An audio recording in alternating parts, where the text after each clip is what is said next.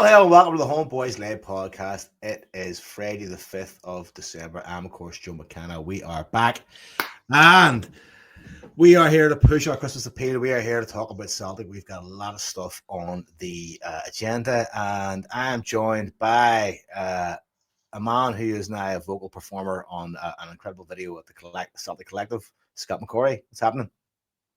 Hey, Joe, go fuck yourself.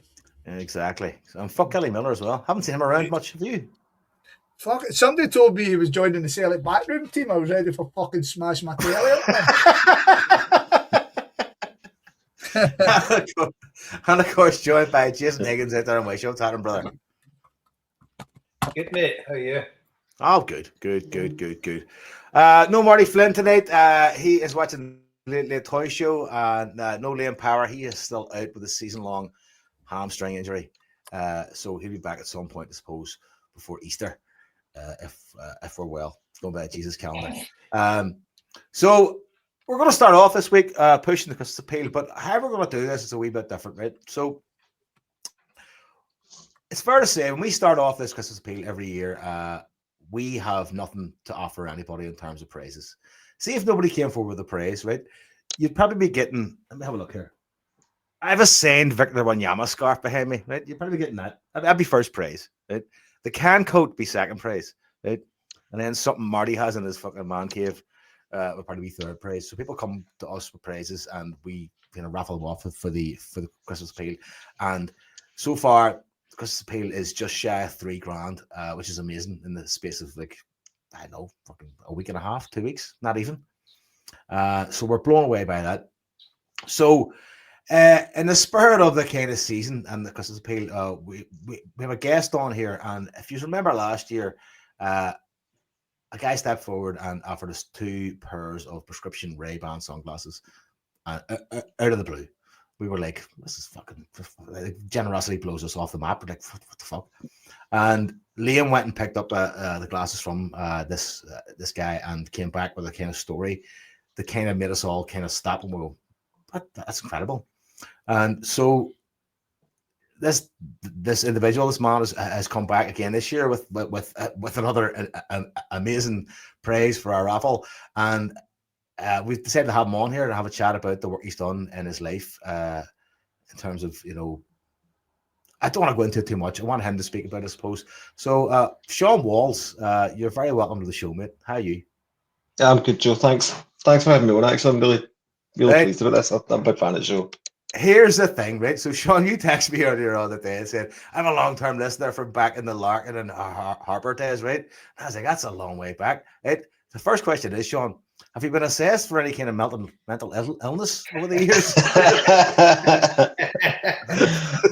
I've spent many a time over the COVID period listening to this show, man. It was like a wee saviour over COVID. Hope you wouldn't drink as much as us at the time. Oh, Jesus, bags and bags of cans, man, wasn't it? So, there was many a lost night. And then you wake up in the morning and listen to the show again because I can't actually remember any of that. Well, that's one thing I don't do. I still have nightmares. I drank a bottle of rum the early weeks of COVID and fucking fell asleep during a fucking conversation and woke up and went, what are we going to talk about this? What about this thing? And the lads are like, talk about that for the last half an hour. You fucking maniac.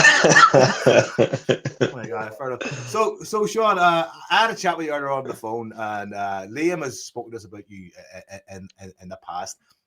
And we just wanted to have you on. I mean, I kind of feel like this is probably something we should probably do anyway at this time of year, is can have people on who kind of support us and have them speak about the work they do, and and I suppose why they can support what we do.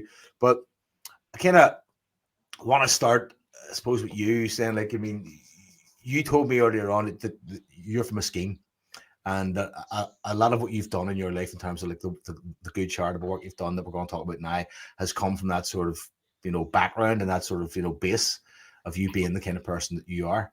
And I suppose I want to kind of let you give you a chance here to tell us how it went from that to what you explained to me earlier on today about how much good work you've done out in Kenya. So, guys, I kind of come from an optical background. I set up a business at 23 and I make specs. I've done it since I was 15, really. And then 2008, I've got a manufacturing business, so I make specs for opticians, and at a peak we were making 350 pair of specs a day. But then I convert it from manufacturing into retail, and then I'm making 5 pairs of specs a day. But I've got the capacity, still got the capacity to make more. So I reach out to a charity that's based in the UK that is called Vision Aid Overseas, and I try and make specs for them. I want to see if I can work with them. And I reach out to them multiple occasions and nobody ever gets back in touch with me.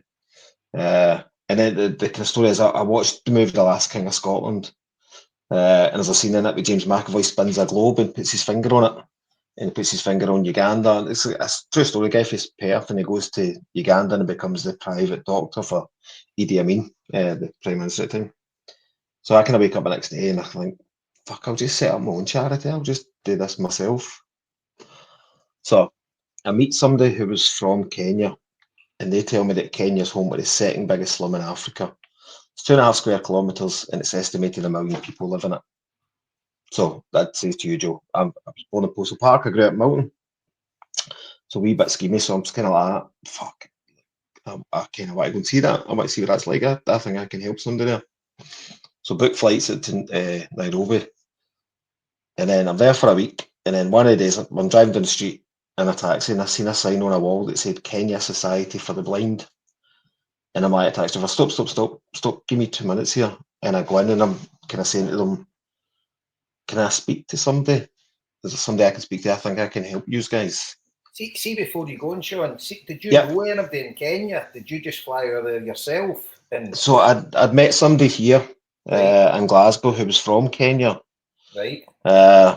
And that's where the Kenya connection came in. Like she'd explained this area, and I've Googled it then, do you know what I mean? I've looked up Kabira But on she didn't give you Wikipedia. any contacts of that when you got to Kenya. You basically just done it with yourself.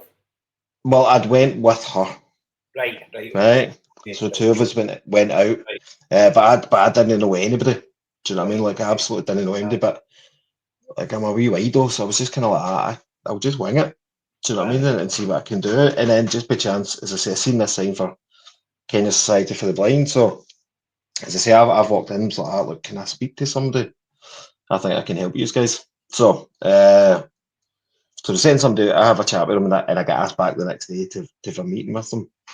And I'm at the meeting next day, and they're kind of saying to me, so what is it you want? Is it a business you want? Do you want grant funding? Was it money? And I was like, I don't want anything. I can make specs. I think I can make specs for you guys. So that week they organised for 13 kids to get an eye test, and 6 of the kids needed specs.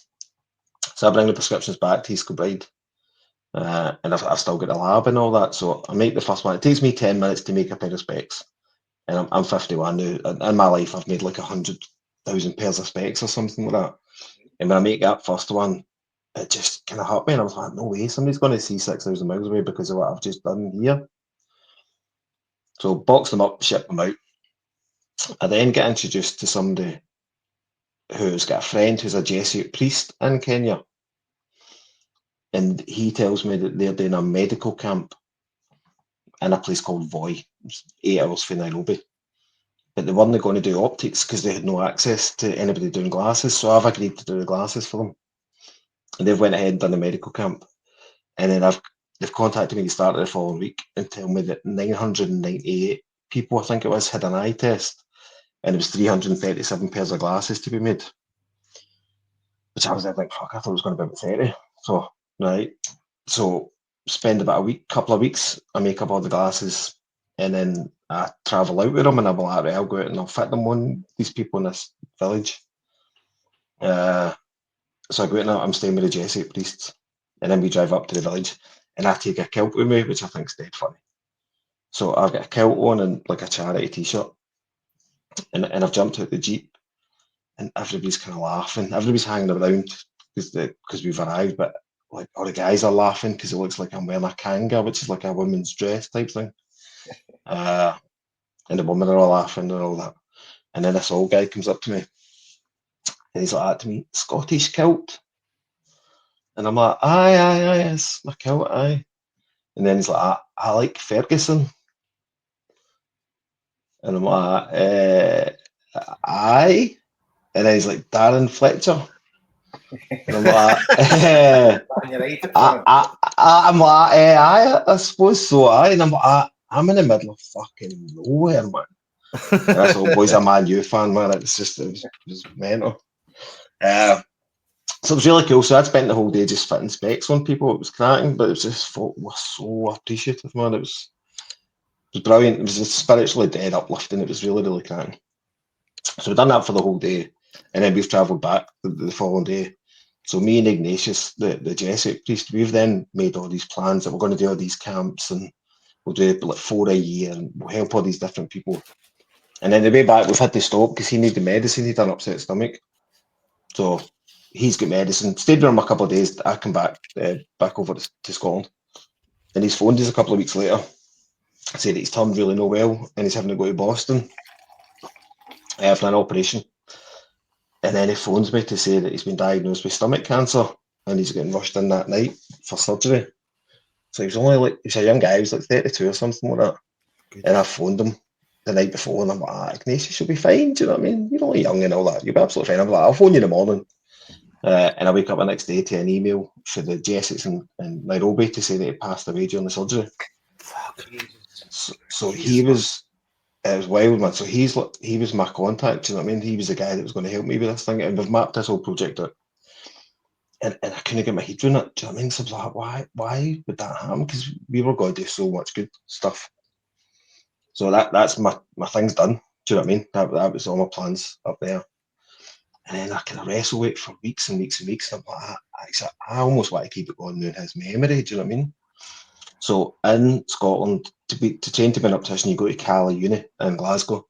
So I then look into, well, where do you become an optician in Kenya? And it's a place called KMTC, Kenya Medical Training College, in Nairobi. So I then head back out and I go to KMTC and I go to the optometry department and I'm like, can I speak to somebody? Because there's a project I want to do and I want to know if you guys can assist us with it. So one of the lecturers comes out to see me and I say to him, look, could I almost use like final year students to do eye screening projects with me, and I'll pay them and I'll pay their travel and paying the expenses and all that, but they're then getting real-time experience in their final year and I'm getting the kids tested and I'll make the specs and I'll deliver the specs out. So we agree it and we trial it. And we do our first project in the slum in Kibera. And our first day's testing, we've got all these kids all lined up and stuff like that to come for a test. And a teacher says, there's a kid in the line. And one of the teachers like, oh, don't test him. He doesn't do his schoolwork. He's a dummy. And I'm like, it's a bit harsh. Everybody's getting tested, do you know what I mean? So we're going to test him anyway. So we get a kid over and the optician looks at him and the optician comes to me and he's like, Sean, he's got cataracts in both eyes. And I'm like, what do you mean? He's only 8. And he's like, yeah, he's probably been born with them. I didn't even know that was a thing. So I've been in optics 30 odd years. And old people in this country need cataract surgery, do you know what I mean? Because their lens changes with time. This was kids born with it.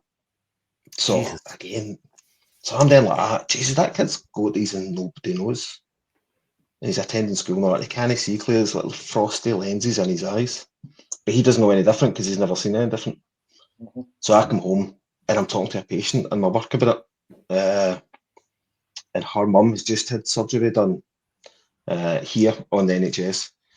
And Maureen's like, can I pay for that wee boy? And I was like, let me find out. So there's a hospital called Kikuyu Hospital. We reached out to them. Yes, they would do the surgery. I think it was like £147. And Maureen was like, I'll pay for that, Sean. So we paid for it. We sorted out money, but I get somebody to come and collect the kid, took him into the hospital, and the kid gets his operation and all that. And then next time I'm out, I go, they live in Kibera, I live in the slums, so I go and see them. I go and meet his mum and all that. It's brilliant, man. And then the mum takes me to the school to meet the kid in school and all that. It was really cool. So after that was me hooked. Do you know what I mean? Just wee things like that. That was me.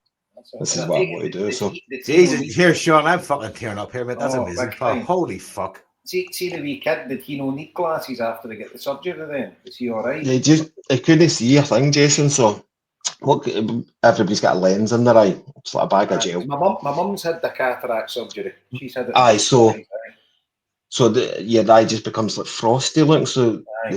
your mum would have struggled to see it, and they take that out and put a clean one in.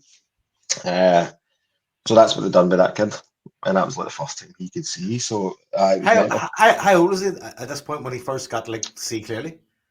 Oh, he'd have been 9, I think. I think he was 8. He was either 8 or 9 when we tested. Billy Omondi's name is. I'll never forget his name. It was either 8 or 9 when we tested him. And then I met him like, I don't know, 4 months later, something like that. I was back out. And I went to see him in his school and all that, and he took me into his class and all that. It was brilliant. It was really, really cool. And me and you chatted about on the phone earlier on, Sean, about like, I mean, that kind of condition being so kind of low on the health sort of fucking, bingo card when it comes to Yeah. You know what I mean? Well, they're, obviously there's the kind of big one things like AIDS and stuff like that, right? So they're trying to feed kids, they're trying to keep them safe, they're trying to keep them housed and all that way down the line. Because the Ignatius, the priest, asked me, he's like, Sean, why do you want to eye test kids? And I'm like, Ignatius, that's your next generation, man. You catch him now. We go into schools and there's no electricity or anything like that, and they'll paint the wall black, and it's like a blackboard, so it's quite dark. You kind of, I don't know. I'd done projects in Malawi. It was 250 kids in a class. So if these kids can't see, they're not going to get taught. They're not going to get an education. And in this country, kids get free specs with the NHS. Do you know what I mean? It's not kids can come into me and get specs and break them in a week, and they get another pair. But you don't get that there. Do you know what I mean? And I'm like, well, I can fix that in 10 minutes. Do you know what I mean? I was like, even if I've done a handful, that would be excellent. Since we started it, I've done over 55,000 eye tests. So it's been cracking. I've loved it. I've really, really loved it. So back in, when would that have been? So with we're doing the project for about 5 years maybe, and we keep getting asked but kids can't hear. This child's got a problem with their ears. Can you do something with that? And I'm like, we only do eyes. But it kind of bugged me. So at the time, there was 43 million population in Kenya, and there was 11 audiologists in the country. Only 11 people that could do hearing tests. So I decided to go to uni to train to be an audiologist so that I could add audiology projects on to the eye testing projects. So I graduate June 20. There's only 5 companies in the world that make hearing aids, so I pitched 2 or 5 companies, and one of them sells me, where I buy 30 pairs of hearing aids. They gave me like a good price and all that. So we found there's an organisation called Kenya Society for Deaf Children, and this is kids that are in deaf schools. They've got 147 schools across Kenya, and I'm kind of convinced. I'm like, I bet there's kids in there that are only deaf. They've just got a hearing loss, and I can fix that with a set of hearing aids. Do you know what I mean? And I can get these kids out of deaf schools and transition straight into mainstream schools. Yeah. So I do my first project, and it was February 22. So obviously the COVID thing kind of threw everything up, and then February 22. I'd went out and I've got 3 boys. I took one of my kids, my oldest kid, out with me to kind of help me. And we done, I think it was like 31 hearing tests in the first project, and I think it was something like 26 kids we fitted with hearing aids.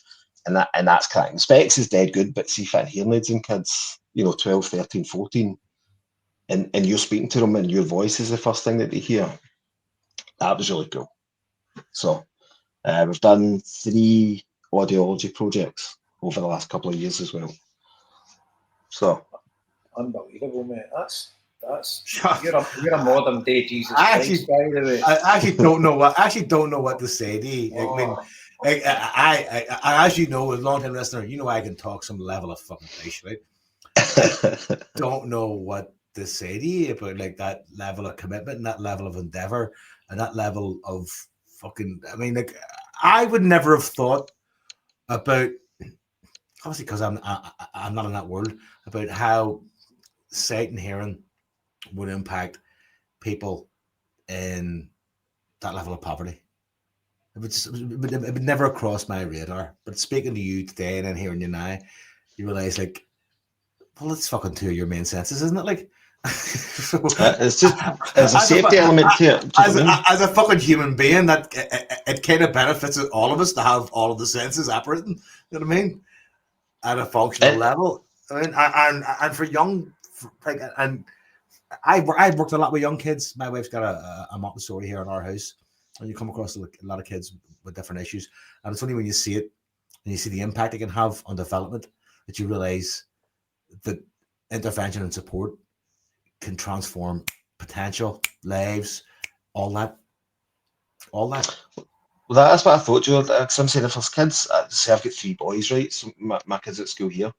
So if the kids can't see, they're going to play up and act up and all that. Do you know what I mean? And then they're spoiling it for the other kids. And I can fix that in 10 minutes. That's what kind of made me do it. And then my kids have been out and all. I've had my boys out getting involved with doing projects I want them to do it. Joe, me and you said this earlier. My kids go out there and they're totally fine. Right? They go out and they get involved and all that. But whenever I'm out there, I'm only ever surrounded by dead happy kids. Right? Just kids are presentable and all that. They're attending school. Some of them have got no shoes and all that one. They've maybe had to walk and all that, but walking with no shoes. But they're there every day. Do you know what I mean? Education's their way out of poverty, so they take education dead serious. And then I'll do talks in schools here, and I'm talking to kids that are wearing Nike trainers. They've got iPhone 17s.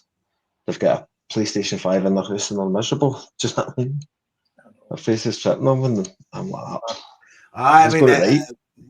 we did chat earlier on, and I was kind of saying, like, I mean, there's something to be said for the fact that maybe they aren't as distracted away from humanity as we maybe are in the West. I'd say to Joe, just big, strong family values and all that. Church going, respect for their grandparents and all that. All that's really massive. So I'm dead lucky that I've been able to do it. It's just a wee thing. It's just a wee thing that I like doing. Do you know what I mean? I go over maybe twice a year, but dead lucky to be able to do it. So what is your charity, Sean? Have you got a charity, an official charity? So we set up a charity in 2009, I think it was. It's called Sight Aid International. Sight Aid International. We'll share the link to all the listeners. I was saying to Joe, actually, earlier, Jason, so we had a web page, social media presence for it. And over the COVID time, somebody emailed me to say that there was somebody in London, had somebody at their doorstep raising money for Sight Aid International, looking for donations. And they printed off a charity's logo and all that and turned it into a lanyard and everything. We were scunnered with that. I thought that was horrible. So we kind of took down the website and stuff like that. We still got a Facebook page. But my works, I'm lucky that the works can fund the charity.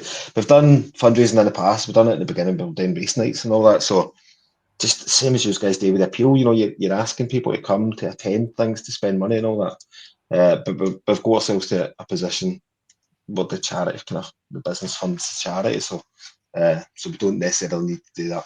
And the charity just it does its own thing. Now we get donations. What happened to me in the beginning was we'd done our first few projects and spec companies were getting in touch with me and saying, Sean, we've got boxes of glasses here, brand new. Could you use them for your project? So I was then getting the specs for nothing, so it wasn't even costing me anything. All I was buying was the lenses, and the lenses that were relatively cheap. So it kind of grew then, people were getting involved. We were getting stuff. It's been really cool. It's been a cool wee journey. I tell you, Ignatius will be proud of you, mate. I was just, they took words out of my mouth, Jason. I was thinking the same thing, going like, fucking, talk about being a man's name proud. I know. And do you know, I was married in St. Ignatius, Iloilo and Wisher, and my kids were all there as well, aye. He was actually a Basque soldier, believe it or not. St. Ignatius. Wow. Aye.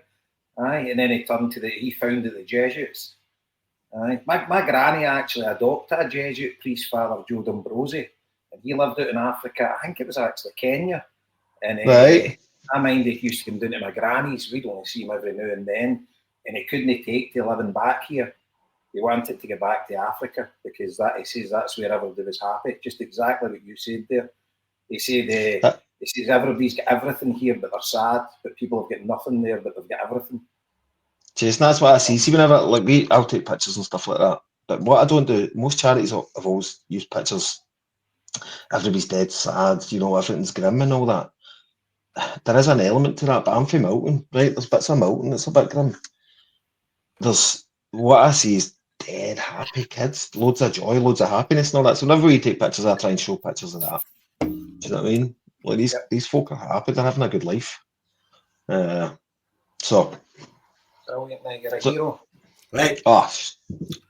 Speaking of going through life, you've donated something that is exciting me and scaring me. Right? You explained a lot of things to me today, right? So I kind of did a botch job in the last podcast of explaining what this prize is, right? You can explain it to me because you explained it to me today, and I was like, I'm frightened by this, but also really, really intrigued. So far away there, Sean, because I was blown away. So last year, I put in the Ray-Bans, Ray-Ban sunglasses. And then this year, when you guys mentioned it a couple of weeks ago, that the pool was starting again. And I love the appeal, I love the fact you do it. And again, you're the exact same as me. You do it because you can. Do you know what I mean? I do what I do because I get a chance to do it. You guys did exactly the same thing. It's brilliant. So I was like, this year, right? Ray-Ban have got Meta glasses. I was like, I'll throw on a pair of Metas, but I'm going to use Oakley's instead. There's a new Oakley one that's come out. So pair of specs, camera built into them. So these specs can take pictures, take videos. You can live stream straight onto Facebook, whatever you're looking at.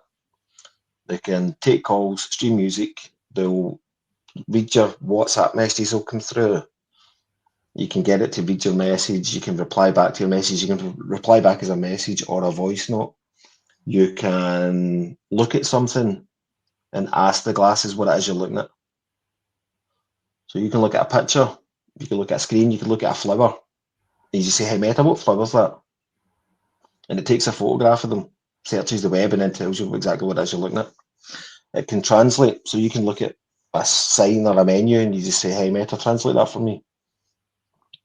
And it translates it in English for you. You can translate calls. So somebody can phone you and speak in a foreign language, and that can translate it in English for you in real time while you're on the call. So they're bonkers. Things are moving too fast. They're moving too fast for me. I am scared of the future. Right, so you're wearing these glasses, right? Have you got something linked up to your ears or whatever? No. So it's called bone conduction. So the speakers built into them. Oh, right. So basically that speaks to you and tells you what flower it is. Or aye, so the speakers, I think it's 5 mics built into the glasses. And because it's touching the side of your skull, you can hear it through, basically vibrating through your skull. It's called bone conduction, but it's better because you're listening to something without you having headphones on. So I like getting out walking a wee bit. So if there's a wee bit of East Kilbride, I'll go walking. But effectively, I've not got headphones on because my ears are open, but I can still listen to something. But as I say, but then you just ask your specs to search you something or tell you something, and it does it also. So they can be prescriptions. So I was going to say to you, whoever wins the prize, just put them in touch with me, and they can either have their actual spectacle prescription put into it. The Oakley ones are brilliant. They've got an 8-hour battery life, so you can wear them all day, and you can stream videos, anything, the whole day. And if they want to get in touch with me, I can put prescription on it for them. Or if they want it just as a kind of plain lens or a sunglass lens, I can sort it out whatever it is they want. Here's my problem with that, Sean, right? If I wore those, it would take me about a couple of weeks to get used to using them, right? So during those couple of weeks, I managed to fucking live stream myself fucking up dinner or fucking in the toilet or something like that. I mean, there was something bad would happen. I mean, in the middle of an argument with your wife, the next thing you fucking live as well. Are you fucking cunt? Or you're in traffic. That's exactly what happened to me. I guarantee it. Right? But that's amazing. I can't thank you enough for that, Sean. For yeah, that's cool. Here, by the way, can we give your business a shout out? By the way, because I suppose given the reach we might have, I mean, give your business a shout because I think that's fair. Cool. As I say, I've got the optician's business is based in East Kilbride. It's called the Optical Factory. I've been here 20 years. The Optical Factory. Good man. You actually own, Sean, just to talk shite about Celtic? I'm still for a wee bit, right? You're more than welcome, Sean. We're going to bring in Scott McCrory now because Scott McCrory has got the Rotterdam diaries lined up. I don't know how patchy the memory might be, but let's give him a shot.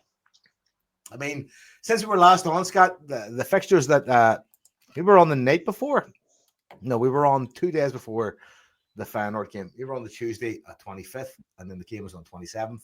But you, sir, were in transit to Rotterdam, and did you have a good time, sir? I know you had a difficult aftermath. No, I didn't have any difficult aftermath. I had a great trip. Absolutely brilliant. Jason, as well, you know, Joe, you've been Sean, I don't know about yourself, but coming back to fucking Celtic games when you've lost, you're questioning everything in life, aren't you? You're like, why am I spending all this money following this team who doesn't give a fuck about me? Just like every away trip apart from the odd couple. I mean, you're on the way home and you're like, this is the last one. Every time you're like, oh, this is fucking garbage. But I'll tell you, a win changes all that. I mean, I've not had many in my life, but by the way, so there's somebody in the chat on the YouTube, right? He's been launched off of Twitter. Now he's kind of chasing us on here. It's CFC Corrective. We'll come to him in a minute. But in terms of Rotterdam, no, it was a great trip. We never spent that amount of money getting there. We had to go via Stansted and stuff like that. But no, the trip was brilliant. We were in the fan part. We're in the fan part to get a ticket. I get a ticket off a guy, and I don't know if you've ever been in the fan parts. We're in the fan part, and it's the boozers are stowed to the gunnel. So you're standing outside. It's raining. You're standing under an umbrella. It's Baltic cold. They've got the Wolf Tones 10th anniversary CD on. Do you know what I mean? And you're like. So I was like, I'm not staying here. So we got a taxi short to the Grun, and we went into this big boozer, and it was all Celtic fans and Feyenoord fans all together, all singing away. Brilliant, man. And I was chatting away to some of the Feyenoord fans behind us because I'd been sitting in their seat, and they were saying, "No, this doesn't happen here. We don't let anybody in this boozer. This boozer ran by a certain selection of Feyenoord fans, and we don't let this happen." I was like, fucking hell. So sure enough, a certain selection of the Feyenoord fans come in, and they were very noticeable, and I was chatting away to them. But it just kind of shows you the Celtic fans, it's a credit to themselves. So, but the funny thing is, you're talking to all the Feyenoord fans before the game, and you're saying to them, "Oh fuck, we've no chance tonight, we're rotten," and they're saying back to you, no, we're rotten, and you're in a kind of rotten off at that point. But I mean, in the game, I didn't have much hopes, to be honest. I thought even how poor they were playing, I thought we would still struggle. But a great trip. As per now that we can get kind of full fat beer at the games, I missed the first and third goal, which is fucking great. I mean, absolutely fucking brilliant. And I literally only just saw the second goal because we were coming up the stair with the beers again, because it was beers we were buying, and coming up the stair, and the boys like, "I'll stand here, you go and get the boys." And as I went up to get the boys, the goal goes rolling in, so I got to cheer. Like, I looked down and he's standing with all these beers with him, like just jumping up and down. And he missed all 3 goals, so that was good for him. But no, brilliant trip, no hassle. The coppers a wee bit fucking, but it wasn't any hassle. Like, the coppers were kind of, here's your search, but there wasn't anybody pushing you. There wasn't any, I get in for the start and all that. It was different, do you know what I mean? Now, like I said to you, I've kind of gave up going to Italy and Spain, and I appreciate Atalanta wasn't the hassle, but it just seemed easy, do you know what I mean? And as I say, coming home with 3 points is, I think I can fucking count my horn how many times I've seen Celtic win away, and every time coming home, brilliant, man. You're happy, you're buzzing about it, you're kind of proud of your team again. Do you know what I mean? And it was really, really good. So I've no other mad stories. I came home with everything. That's usually I lose something, and I came home for something. So all in all, I was buzzing. I mean, who expected that? I know. Did you stay in Rotterdam? Because you were in Eindhoven, weren't you? You travelled. Yeah, so we flew in. We get into Eindhoven about 2:00, and we've been in the lounge in Stansted, so we're obviously a wee bit whoa. And we went to the digs. We get ourselves sorted. We were out in Eindhoven that night. We watched Eindhoven Liverpool. You'd enjoyed that, Jay boy. So I wouldn't have left Eindhoven. we were in with all the aim. The boys that were in was jumping, so we're in with the aim and we're fucking going loudly with aim and odds, you know what I mean? And so we had a cracking night there. And then the next day, we decided to go up to the Phillips State Stadium. Yeah. And before we get the train to Rotterdam, and we went up, we went in, and you know yourself, I usually get if I can get a wee duck, I get myself a duck. I usually get a bar scarf with a badge on it, and I get a wee pin badge. And I was in getting my stuff, and the boys are all floating about, and they had a wee, like, where the tour starts. And so all the boys are all standing there. I was like, well, we got a photo here with the Celtic flags out and all that. We got a few photos. And the boy came round and took a few photos for us. And then he's come on to us just as we're leaving and gives us a PSV flag. He's like, take that into the ground, take that into the ground. We're like, we'll take that into the ground. Put it in the bag. I was like, well, fuck, take that into the ground. This guy's a man. Well, we're outside there. I'll tell you, it's a wee funny one. I thought it was funny anyway, just a circumstance. So two of the boys had their boys with them, 16-year-olds. So they're all, and obviously they've not seen Celtic win a fucking game ever, and I mean away from him. So their ways there, and we're all standing outside, and they've got this wee fence, like it's separate for the ground, so it must have been part of the old ground or something. So it's like a fence, and it's got their name on it and all that. So we're all standing there, and the boys, the first set, they went up here, take a photo of me and him, and then the next one, take a photo of me and him. So me and my mate Tam went up and went, aye, we'll get one. And we're standing there, and everybody's just looking at us, and we're standing smiling, and nobody's taking a photo of us.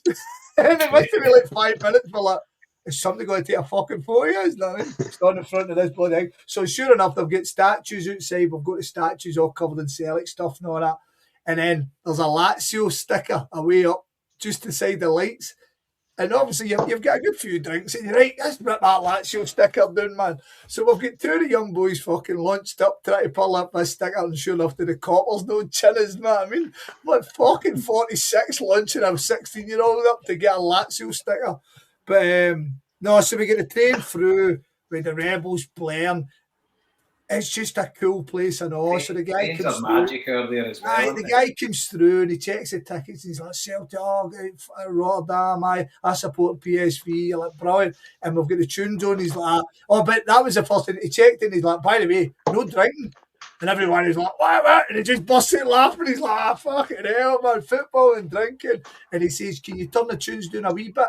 And I turn it down and he's like, no, put it up louder. So the guy was class, man. And then we went to Rotterdam, getting the digs, put our stuff in, and then that was us out, and that was brilliant. No hassle at all. Met a couple of dodgy characters for their end, got their number, which I don't know. I'm really hoping that doesn't come back and bite me in the arse. I think I was promised them Hunt tickets at one point. You know what I mean? I kind of hope that doesn't fucking bite me. You know what I mean? But and then coming out after the game, no hassle again. Next day, as I say, you get home and you're. Everything seems easier when you get the 3 points back in your pocket, you know what I mean? Yeah. So it was a good trip, man. Good trip. See, to be fair, they are one of the away supports that we go on well with, you know, because there's a lot of them that come out of Celtic games. There's a lot of Celtic fans go and watch them as well. So there is that kind of link there, although they are nutters. But they're all right with us. See, the thing with Feyenoord, right, mainly due to the song. No, I told this story before. I'll tell it again, bugging it. Celtic played, I can't remember who Celtic played that. No, Celtic never played that. Anyway, now down in the corner, now you get the KFC, the Pizza Hut, McDonald's and whatever else in their corner in Glasgow, the Cross. So I was coming out to work and Rangers were playing Feyenoord that night. And I was only a boy. I think it was the one. Pierre was playing with Feyenoord at the time. And I went into the KFC to get something. And there was genuinely two giants in front of me with Feyenoord stuff on, right? And they're kind of just turning about. And I'm standing behind them with my wee suit on and that. And the guys turn around. The two of them turn around at the same time and look at me. And it's like, land of the Giants. I've looked up and I was like, he's going to win the night, lads. And he's went, you want us to beat these Rangers fucks? And I was like, I do indeed. And he's like, fuck these fucking Rangers. I hate these piece of shit. And then he started singing, come on, you boys. And getting like banging the voice and all that. And I'm going, all right. And ever since that, and then you remember, I think it was in the return game, Big Pierre scored 2 free kicks against them. Yeah, they won the cup that year, I think, final. Yes, who did they beat in the final? Was it Dortmund? Borussia Dortmund. Aye. And ever since that, I've kind of always wanted to go. And then there was a whole load. I don't know if you ever remember, Guidetti scored a hat trick against Ajax, and they were all dancing at the end. It was all raving. And I was like, that looks bumping, man. Aye. And ever since then, I've kind of took a liking to them. But to get back to your whole point, they're fucking bonkers. You know what I mean? There's no 2 ways about it, man. Do you remember 200 of them came out for a Celtic Aberdeen game? We had a night in McCool's for them. They do that Gabba music. Fucking hell, I had to leave, man. That's bad. That shit. Oh. I like techno, but that's too much. Joe, if you're saying that, we're fucked, mate. That's fucked. But, aye, so there is definitely a nice wee link there, and that's brilliant, Scott. I thought Aberdeen had a good time, but it was great to hear. Liam loved it as well, him and Zoe. Yeah. What a game football too. Brilliant. Oh, superb. I'll leave that to you, boys. I'm buying the beers. I didn't see that coming at all, to be honest. No. See, we went 1-0 down. My fucking chin dropped, and I was like, oh, fuck.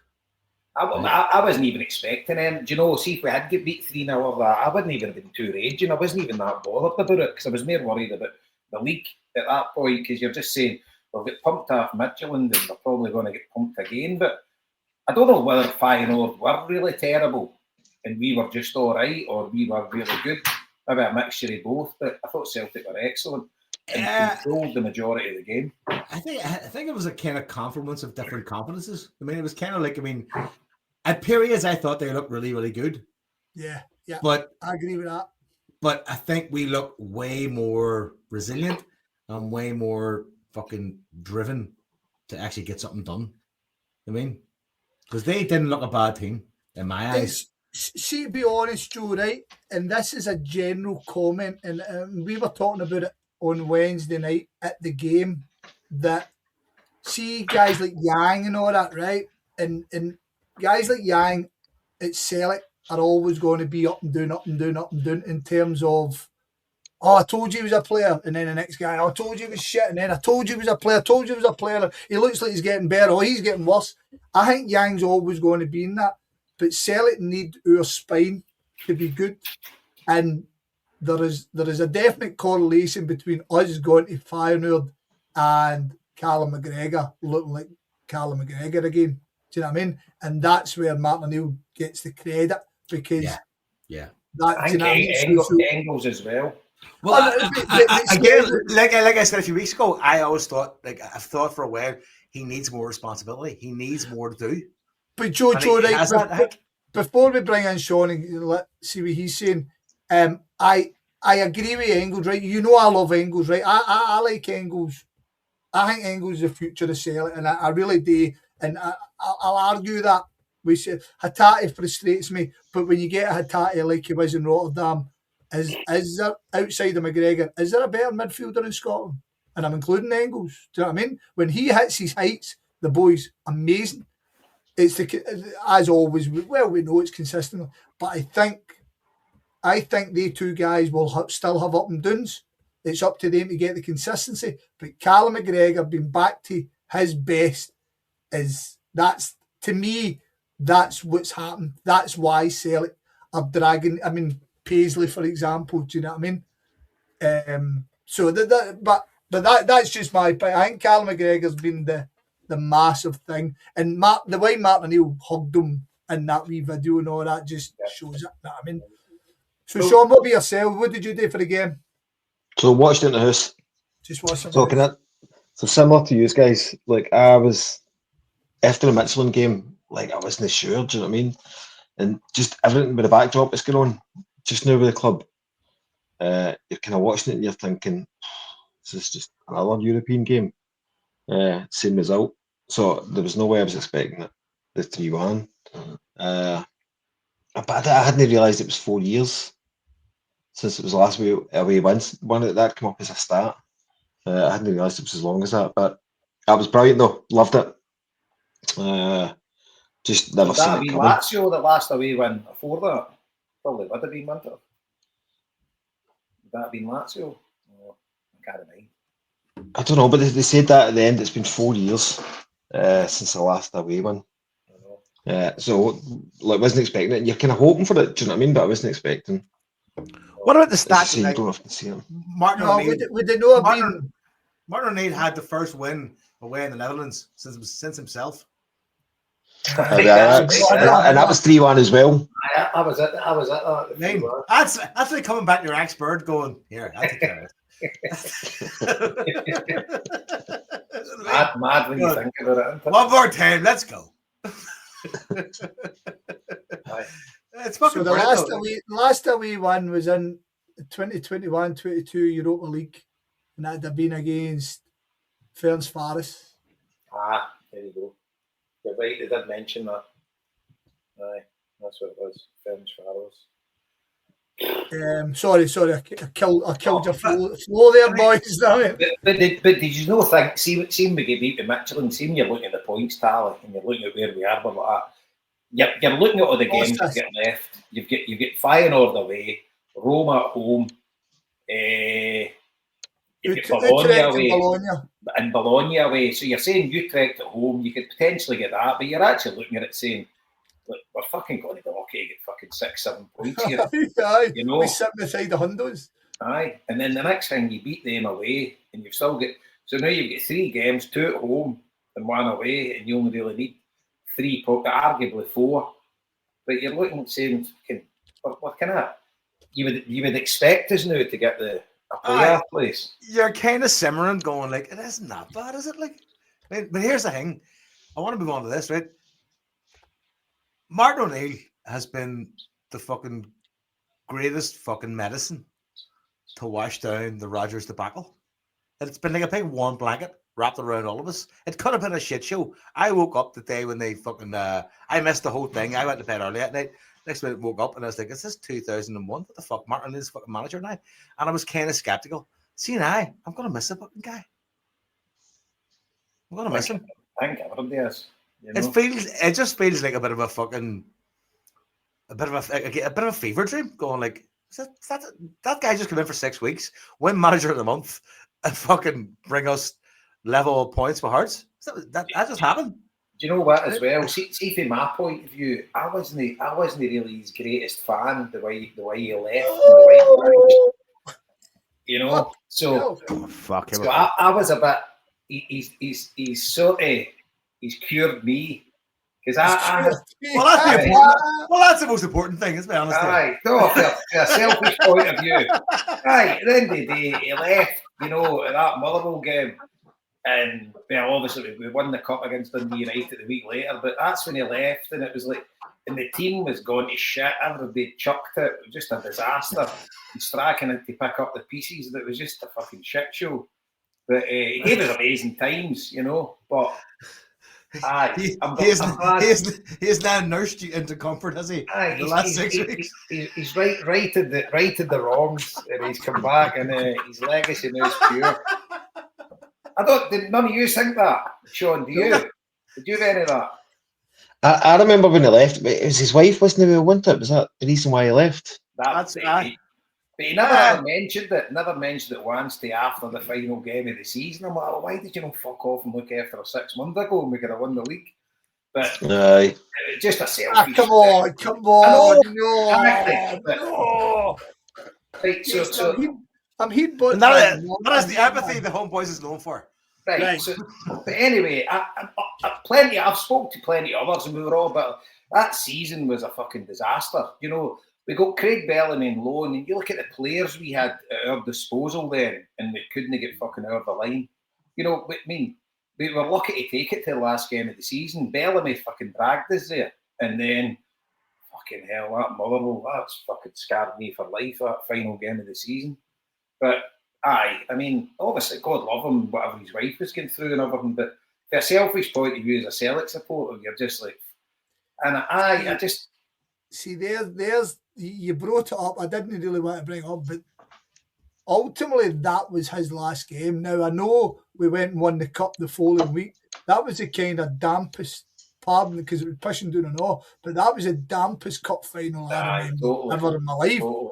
You know what I Can't mean? even celebrate it because you You were kind of. Aye. And I think it was Dundee United, was it? Aye. Yeah. Anyway, Martin O'Neill to me, right? So I kind of come to it a different way, Jabo. Martin O'Neill was like, what's it called? A fucking steel golem or something. Martin O'Neill for me was untouchable. Celtic were just a misery for me growing up. You know what I mean? I kind of touched on the late 80s stuff, and then my whole fucking life was in the 90s. And when you think you're coming back, it was just disappointment. And then a fucking Wim Jansen gives you a league and wraps it the next day, and it was just slapping the face. Dick Advocaat standing at the airports, fucking slagging you off and all that. I was like, oh, for fuck's sake, man. Eh? And Martin O'Neill come in, and he just made us what we would. I mean, there is a bit of looking back about his time, and you can, but no, Martin O'Neill's way up there. No, 100%. I mean, Like, see, I kind of had no resentment. That last season was a dirge. You replace Henrik Larsson with fucking Mo Kamara. Do you know what I mean? How you know getting Bellamy fucking back in? Had to fight with Shearer before we got him. But I know what you're saying. I don't agree, but for Martin O'Neill to come back the way I felt about him, to come back, and as Joe rightly says, I'm worried about it because, let's be honest with it, Martin O'Neill, I mean, the Nottingham Forest thing was a bit of a joke, but Martin O'Neill's no ripped up any trees in all his management. He done all right with Ireland. That kind of finished a bit fucking stinky as well. And he's come back after years of no doing nothing. And he's come in with Sean Maloney, who we're all calling a club plant. I was on record saying Martin O'Neill is just a figurehead here. Sean Maloney's going to be the man. And quite the opposite. He installed confidence in that team. He got guys like Callum McGregor. He go, forget that, Callum. Just get your head back on it. Forget everything that's outside. Forget everything here. Just you do it. And everybody, I mean, he brought in Osman. He brought in Trusty. He kind of showed up Brendan Rodgers a wee bit. I mean, we'll come to that next week once we do our thing. He just... we had a chat, remember, and I was saying, it must have been hard for Brendan Rodgers because he brought this in and he changed the system. And there's Martin O'Neill come in and he just broke football down into the simplest things. Just you listen to me, do this, do that, and give everything you've got. And fucking look at us. I mean, confidence. Celtic are a good team, and when we come to Nancy, we'll talk about it. But Celtic's a good team. Celtic's the best team in the league. And obviously something's going wrong off the part that they guys are underperforming. And Martin O'Neill just gave him it back, and he gave us it back. And as you say, a double love him, man. He's a fucking legend. No problem at all in my eyes, man. Oh, without a doubt. Sean, have you felt it? Have you enjoyed it? Oh, it's been brilliant, isn't it? I mean, but the style of football's changed as well, just what you're saying there, Scott. The back passing has seemed to have stopped. You know, it's pressing forward and all that now. It's pushing forward. And it's better to watch. A question for you then, actually. So he's 8 games and he's won 7. Do you think if Rodgers was still there, it'd be the same? Because I don't. I think there's so many games we've won that we wouldn't have won. What I've noticed, right, is that the horseshoe football kind of dynamic, to a certain degree, probably still exists. But I feel players on the edge of the box feel more free to take chances under O'Neill than they did under Rodgers. Right? I feel that there's a stranglehold to Rodgers' ethic and technique and structure that becomes counterproductive at some point. And I think O'Neill's sort of freedom of like, go out there and enjoy yourself, go out and play the football you can play. It's fine. The structure's there. The numbers are there. It's all there. But within that, play your game, and that's where you get Yang coming on. That's where you get angles coming on. I mean, that's where you get differences in choices. When a guy like O'Neill isn't fucking I don't want to say micromanaging, but certainly being too particular about what he expects from you in your particular role. I think Martin O'Neill's ethic, his approach, is like, yeah, that's your position, that's your role, but within that, show me something different, express yourself, and I think that's the difference to me, anyway. On you go, Sean. Sorry, Jason. But you just said there about like Trusty coming back. Like I couldn't understand that. Trusty and Scales against Atalanta were brilliant that night, and then Rodgers bins him. You know, he's not. There was games there wasn't even on the bench. It was a mad. And then Martin O'Neill brings him back. Sean, to come back to you, it was a mad attitude to suggest that they couldn't play together because of the left and right thing. Just to touch a mad statement. But towards the end, there was loads of mad statements, but that didn't make any sense because you seen them play. Do you know what I mean? You did know it did work, and it was almost like I don't know. Yeah, obviously, they're going to do a Brendan Rodgers podcast, but it was like a petulant child at the end a wee bit. Aye, it was just like deliberately. It's sabotage the club, but deliberately no playing players that we're all asking for. And then Martin O'Neill comes in and then plays them, and then as you say, you go for 8 points behind now on the same points with a game in hand. Just staying with Celtic there. Aye, exactly. But see, like in totally simplistic terms, right? See if you're Rodgers, right? He was getting the fans on side and he was getting half scot-free because he just kept fucking showing the board's failings about no strength in the team, right?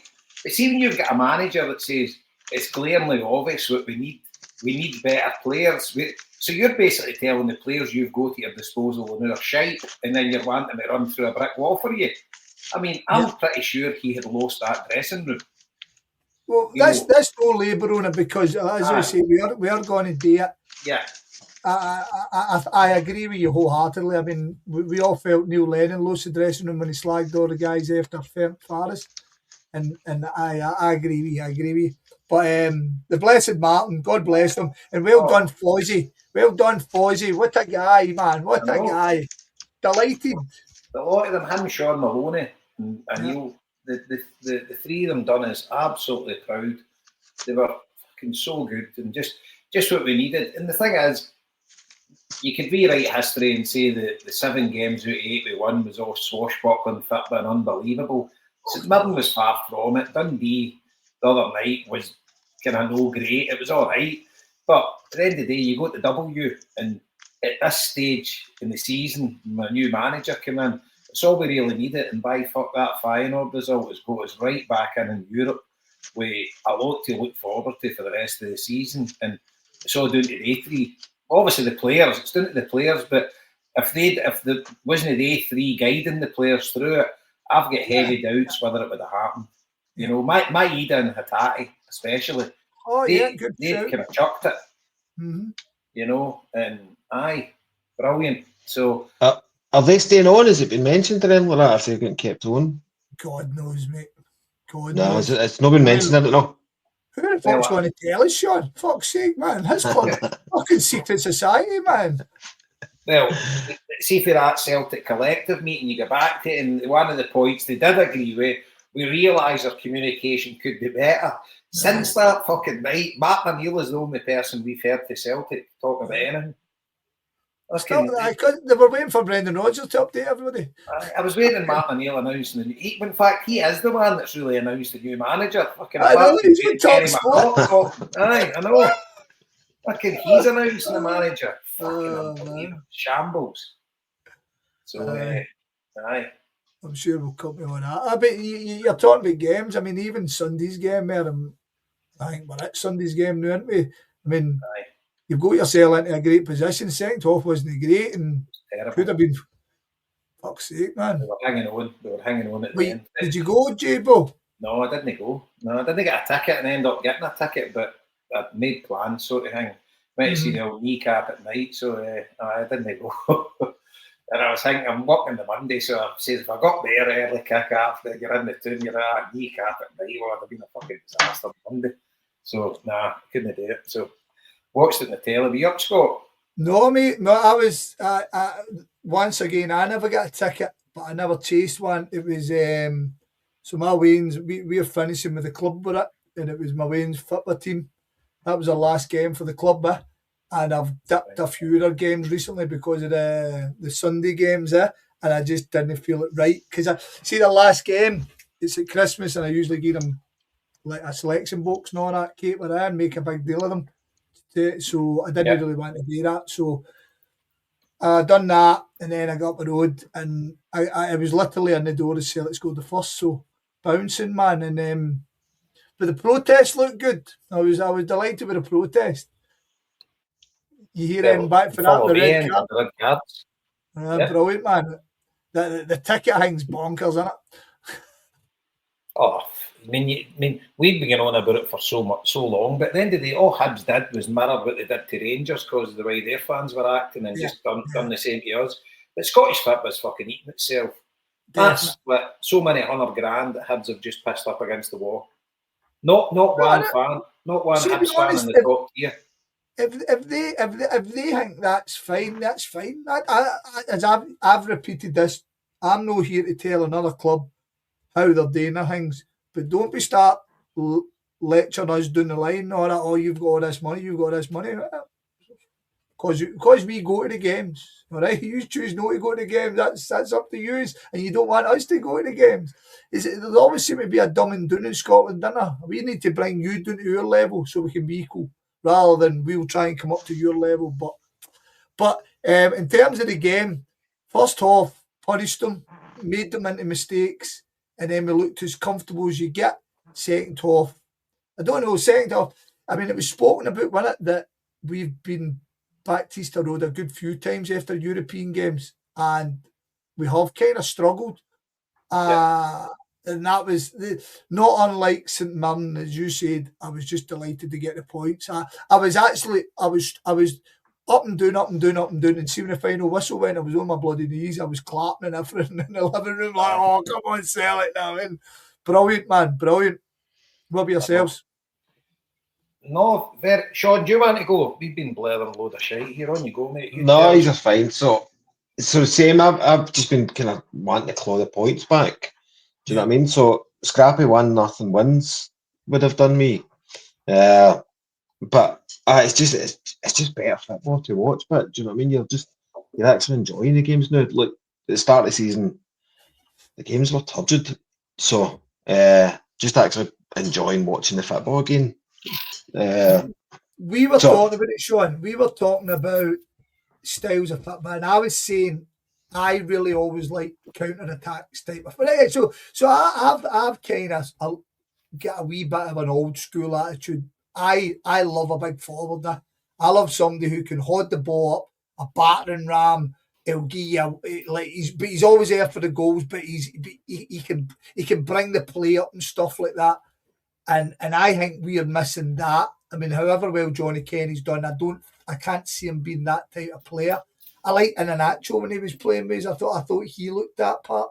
But I like the counter attack, and I like seeing guys busting up the park and breaking the spaces and stuff like that. But Brendan Rodgers really did like that slow passive. We'll beat you because we're better than you type of football. And when you lose guys who have got that wee bit of you, when you lose Jota, when you lose Kuhn, when Maeda's no kind of getting busting up the park as well, it really took away from his team, and his team did, as you said, football was dire. Even the good results, the football was murder, man. And Martin just made it simple, but as you say, exciting. Exciting's a big word, isn't it? I suppose a 1-0 win's always more exciting than a 4-0 win. And the thing is, see with you with you like the counter attack and stuff. Some of the football against Hibs in the first half was out of this world. Yeah. Counter attack, you know. See the one we had to post for Sriracha. Oh, Sriracha. See that goes in. That's one of the best goals I've seen, man. What a move! It was brilliant. By the way, has there been any update for him after he took off midweek? He would have greeting again. I'm fed up seeing Celtic players going to have greeting, man. Look like a fucking another hamstring. Aye. But nobody's mentioned anything about it, have they? I emailed them. They say they'll get back to me in a 4 weeks. I'm waiting. Nicholson gains their update shortly. Guys, sorry. Celtic have just announced that we've signed Sir Archie, fuck's sake. What are you saying, Sean? Right, Sean. Sorry, I'm going to need to sign off. Is that all right? No, Sorry, sweat, mate. no. Sean, Right, it's so up to you, mate. man. Sean, absolute legend, mate. And send your details out and we'll share it. I will do. I know you're no person to push the charity, but there's a few guys in the chat and that said they wanted to donate as well. And we'll need to get you back on, mate, to give us a wee update on this, because that was absolutely fascinating. It was unbelievable. Thanks very much.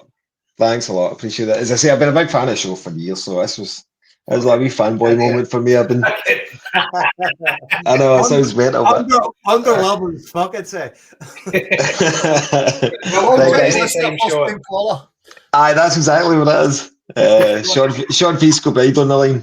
The guys, thanks a lot. I used to take it easy. I've got a listening, but Thank you. Thanks, guys. See ya. Well, I'll tell you what, guys. If you ever feel fucking good about yourself, listen to Sean. He'll make you feel terrible, won't he?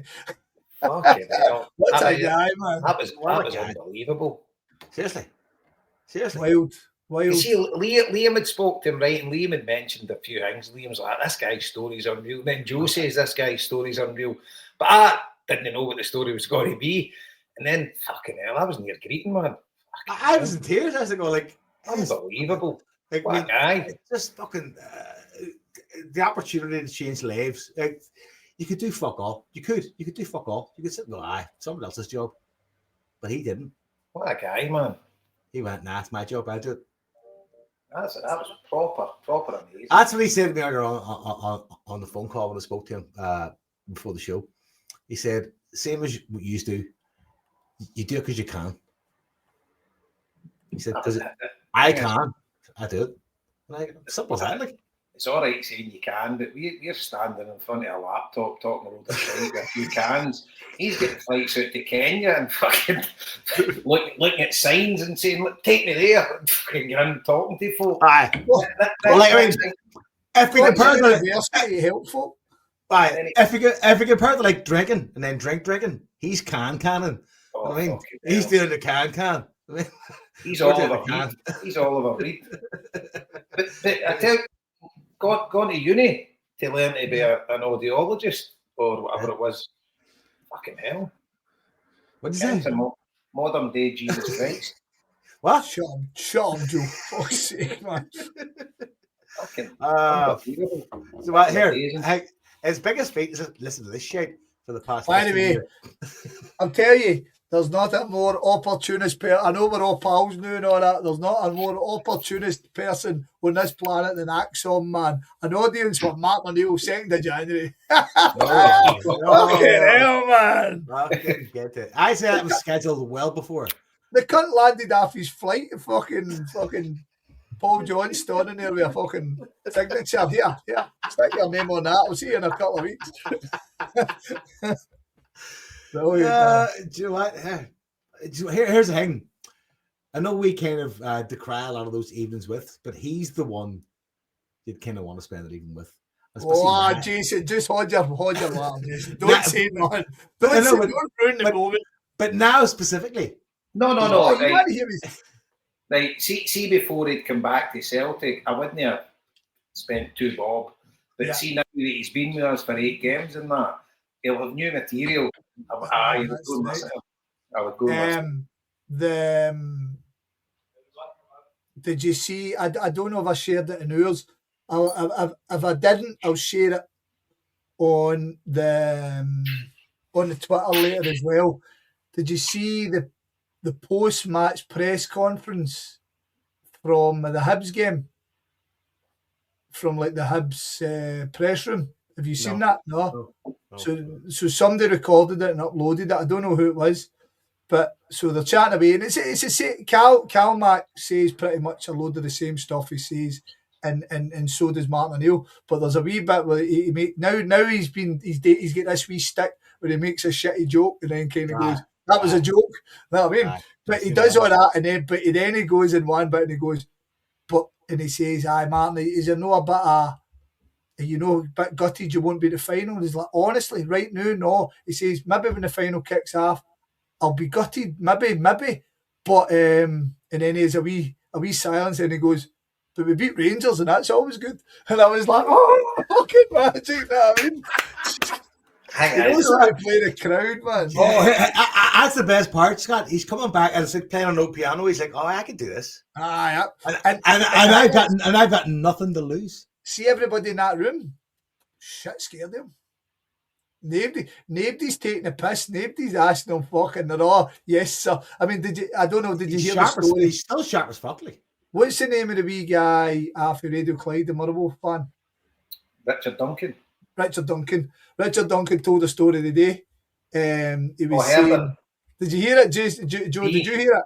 No, I didn't hear it, no. So basically, he was waiting, and what game would that have been, Jabo?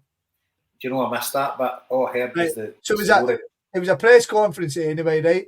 And they're all standing there, they're all waiting Martin O'Neill. And Martin O'Neill opens it, it's at Lennoxtown, I think. And Martin O'Neill opens the door, and he looks about the room and he goes, have you all got a cup of tea? And they're like, no, we don't get tea. And he's like, well, that's changing. And he pointed at Richard Duncan and went, young man, come with me. And Richard Duncan's like, the fuck, man, right? And he says he follows Martin O'Neill all the way up. No. He sends Richard Duncan round to get the tea order off everybody in the room. And he writes it all down. And Martin O'Neill leads him up. And fortunately enough, he finds like a lassie. And Richard Duncan gives the lassie the tea order. And sure enough, they bring tea and all that for all the media. And Richard Duncan's like, I was Martin O'Neill's tea boy for an afternoon. And it was just a brilliant thing. I mean, just a class. Do you know what? See like being in Martin O'Neill's position, right? So when he's at Celtic his first time, right, he's got a career in front of him, right? He's obviously got a career behind him as well, but he's making his way in management, right? And he's obviously a very, very clever guy, and he always was that kind of funny guy as well, but he was much more serious. I mean, let's face it, seeing the 8 games, he never was close to losing the rag at all in public. You know, everything he did was jovial. And maybe it's because everything went well, because he'd no reason to be angry, right? But everything about it, it was as if he was just loving it. Whereas before, he lost the rag plenty of times. You know, you look at that Juventus away game and stuff like that. You know, there was loads of games where because he was in the moment and that was his career, and he was basically, you know, furthering his career. Obviously, from a selfish point of view, he's wanted Celtic to succeed because he becomes a better manager. I think anybody in that position is in the same boat. But see, this time was like, fuck it, I'll go and do it, and I'll enjoy myself while I'm doing it. And thankfully, it all worked out well. But it just seemed like it was just fucking in a jolly, just loving it. See, to be honest, right, and I'm. This is just kind of, took a wee step back and look at it. It was so Martin O'Neill grew up a Sunderland fan, and Celtic as player, Celtic was a side thing. I mean, like he just had been a fitter player. Yeah. But he was a fitter player, right? And Sunderland was his team. Right. But I dare say for the environment he came for, I believe him when he says his dad says, if Celtic come calling, go. And right. I do believe that, and he had this career, right? And then he came to Celtic after Leicester, and we were paying decent dough at the time, and we were looking to go places, and you had Henrik Larsson. I mean, we're talking about him leaving for the English, and I know his wife was no well and all that, but I think Henrik Larsson leaving. Do you remember he came out and he says, right, everybody get ready for the slow lane. I dare say that's the start of the end for Martin O'Neill as well. Do you know what I mean? I think Martin O'Neill was like, at that point, this is going to be great. Do you know what I mean? So, but Martin O'Neill then goes down to England and things are going well when he's at Villa, and then he gets his feet cut off him at Villa. And then he kind of goes through a spell where nothing's great again. He has his spell in Sunderland, where that's his club. And he has his spell, I think, Nottingham Forest, which is horrendous. He has a spell as Ireland manager, which is, it's got some monumental highs, beating Italy and stuff like that. But then the way that kind of, that I believe he actually found a bigger appreciation of his time at Celtic. Oh, You know what I mean? definitely. Exactly like you said.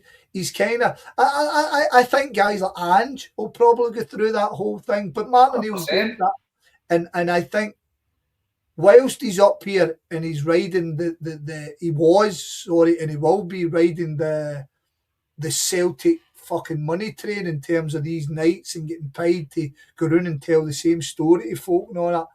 I do believe. I mean, he was more active on talking about Celtic, and he's been watching the games and stuff like that. And I do think there is an appreciation, which totally leads in, and I agree 100%. It leads into you're 73-year-old, and you can get back into this club, and he looked like, as you say, he just looked like he enjoyed it. I mean, I dare say he was nervous and all that, and he got the run of it, didn't he? The media weren't giving him any snash. He was. We were never going to criticise him. He basically he got the run of the show. No, I mean, it was brilliant to watch. Just a dream opportunity for him at the perfect time in his life, where he thought something like that would never ever happen again. But see to your point as well. I mean, you say Ange, right? But there'd be hundreds of people, right? Hundreds that see when they look back in their career, they'll have wished they never left Celtic.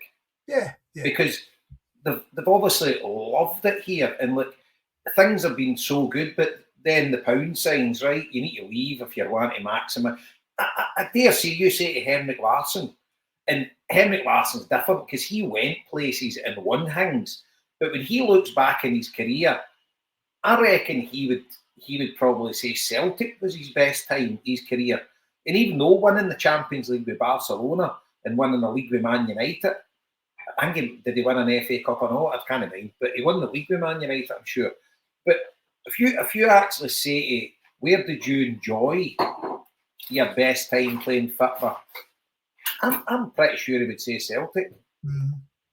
Because when he was at Feyenoord, his career was going nowhere. Yeah, he was going back up the road, right? He's came to Celtic, and it's like just spring. And obviously, you're playing with Barcelona at the pinnacle, but I bet you never anywhere near the laugh that he had when he played with Celtic. And like, you know, with I think everybody, when they go to Celtic, they'll obviously leave for the money, but when it actually comes back to evaluate your career and where did you have the happiest times, I think a lot of it would be at Celtic. I don't disagree, but as you say, we're all realistic enough. I mean, right, sorry, I was just reading something. No, we're all realistic enough that these guys, especially now, during Henrik's time, it's a totally different kettle of Hades, because we were paying Henrik a decent wage. You know what I mean? They were getting heavy dough. And the guys around him were all guys who could go and play in the 4th, 5th, maybe 3rd best team in England. I mean, Chris Sutton. I know Chris Sutton failed at Chelsea, but that didn't make Chris Sutton's a Premier League winner. Do you know what I mean? And by the way, that Celtic team was good enough to do a lot more in Europe than what we've done. Yeah, that would be always my frustration. I think if you ever spoke to Martin O'Neill and asked him, without him kind of being overcritical, he would say the goalkeeper thing kind of done him, didn't it? Because he goes and gets a Fraser Forster-esque keeper. I always feel the margins were quite finer than that, Scott. No. Well, how so? No, I would agree with Scott. How so? I mean, a good goalkeeper earns you so much. I suppose so. I mean, Rab Douglas was as basic as you get. I mean, the fact he that was that basic. He was as good as he got. See, as you say that, like I'm thinking about Seville and thinking, like, you know, that the goalkeepers' frailties might have put the scars into the defence, and therefore you wind up with a red card. The more you speak about it, the more I'm thinking, like, you're right. But I know I felt like, I mean, you're right. The margins on European success of that team, but you hit Juventus. I mean, that penalty in Juventus, things like that there, those small margins were things that have been very, very different. Aye, definitely. It's Totally. I mean, that Celtic team could have went head toe to toe with anybody. anybody, yeah. You know, and so that would have been a big disappointment for him, because he would have known that, and because that was the last time where we could compete money wise with the best, and we kind of were. You know, there wasn't many teams. Your Barcelona's and Real Madrid's fair enough, but there wasn't many teams in England. I mean, we had effectively a team that would have challenged the English Premier League. I'll tell you, right, to kind of go off topic on the same topic, is it would be really interesting to go and see what we were spending in terms of European football. And it's mad how it coincided with Peter Law coming in and having his control and running the club the way he did. I mean, we were taught. So Brian Quinn, sorry, was the chairman.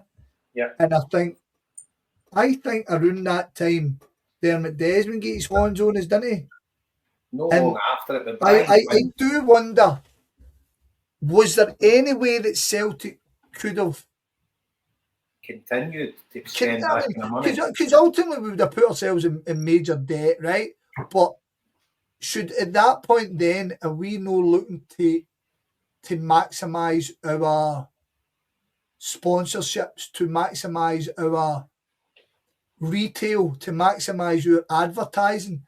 Because I just always feel, I mean, I could be totally wrong, but see at that point, is there any way that we could have got better out with the pitch to keep the pitch at the level that we were at that point? Because like I say, right, we can never double question Martin O'Neill's reason for leaving, especially when his wife was no well, right? But there is the lingering feeling that Henrik Larsson leaves and everything kind of goes downhill. We can't get Bellamy. Bellamy will kind of come and loan, but he won't sign for us. You're replacing Henrik Larsson with Mo Kamara on loan.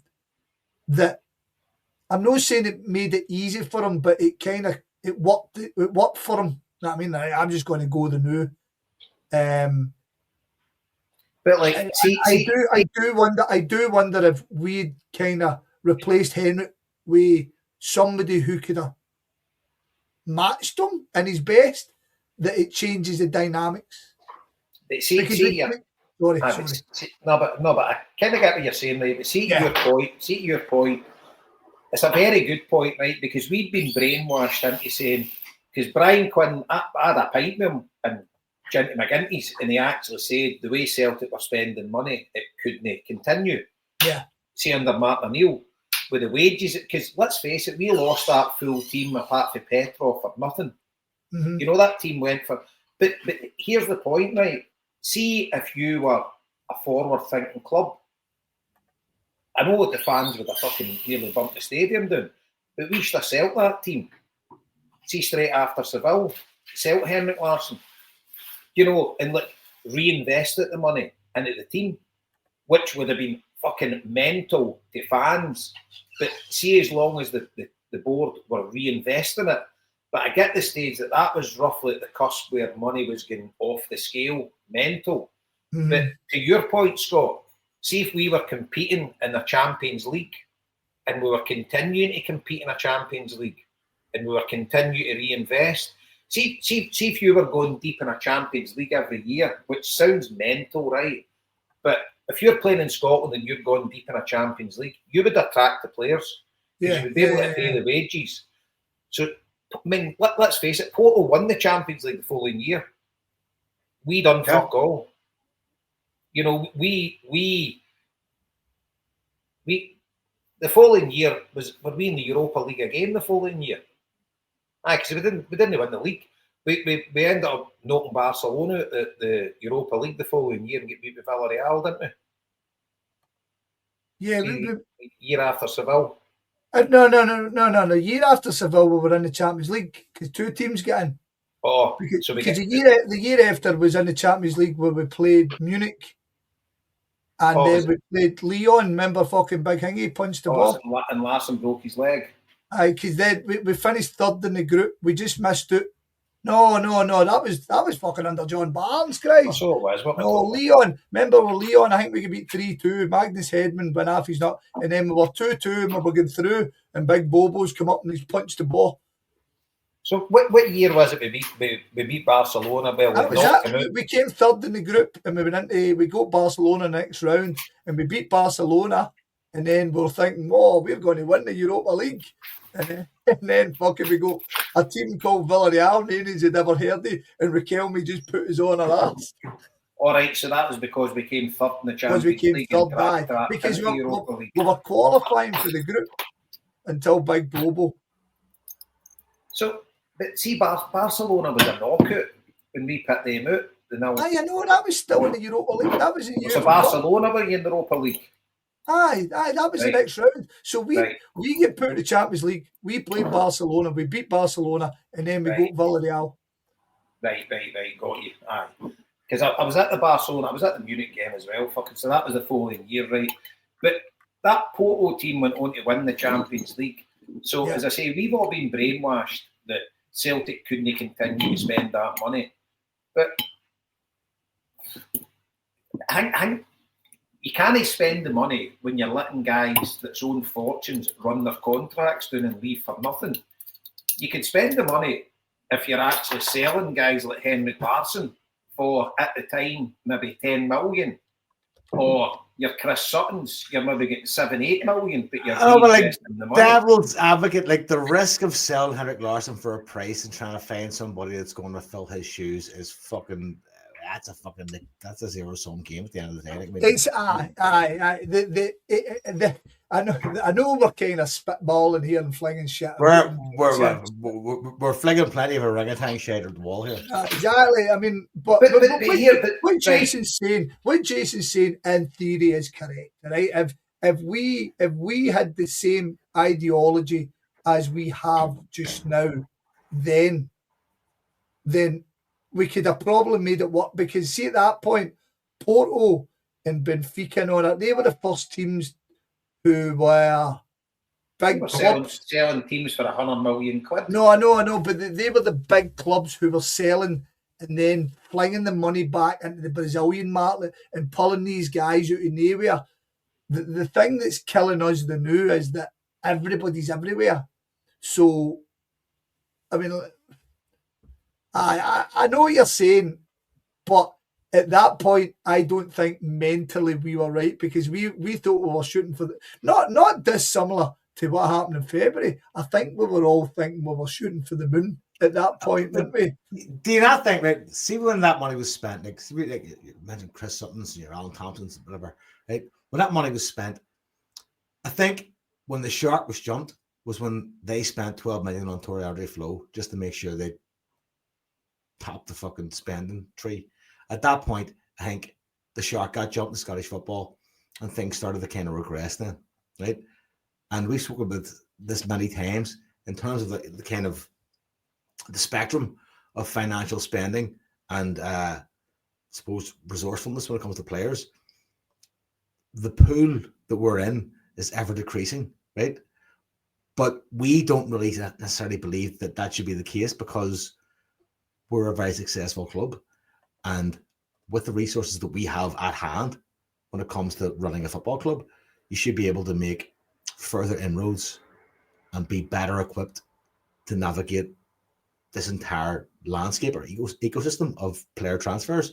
And none of that seems to be in presence at all, which is really fucking wild to even comprehend. But Joe, see, back to your point, the Henrik Larsson thing, you're like, what's the point of selling him and then trying to replace him? You've got one of the most valuable assets in European football and you let him leave for nothing. I didn't say what's the point. What I said was is that if you're going to sell him at that point and you feel on the next guy, you're fucking done. Yeah, the risk far outweighs the fucking benefit. No, right. So what do you do then? Just keep him and let him leave for nothing? That's just apparently so. Right, so that's what we did. So do you not think how mental that is now? See, when you actually think back on it, right? We've got, well, but even forever, right? See, for any general manager worth their salt, right?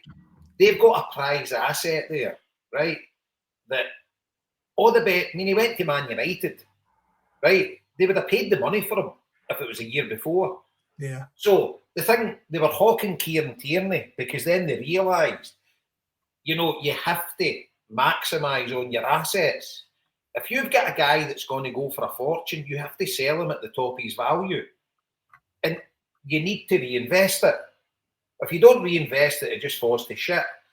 But you need to get your scouting in the right line.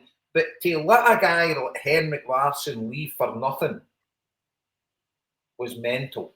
I know, but the balance there, I suppose, is finding the balance between corporate agreements and also football progression is very fucking difficult. But Joe, I think you're attacking this with an attitude of today, whereas see what Jason's saying, right? If you go and sell Henrik Larsson for so what year are we talking? 2003. Well, 2003 was Seville, right? World football record transfers. You'd have got 10 million for him. Right. So David Beckham went to Ronaldinho joined Barcelona. Right. So David Beckham joined. Can we guess? 25 million. 25 million, right? Ronaldinho went to Barcelona for PSG for 30 million euros. Roy Mackay went to Bayern Munich, fucking scored against us. He went for 19 million euro, right? So you get 15 then. I think you're kind of getting a right. So Chelsea bought Damien Duff off of Blackburn for 17 million, right? So that point, exactly. So I don't think 15 million is madness, but Joe, see back then, if you're loaded with that in your hand, what that gives you is the ability to spend more wages.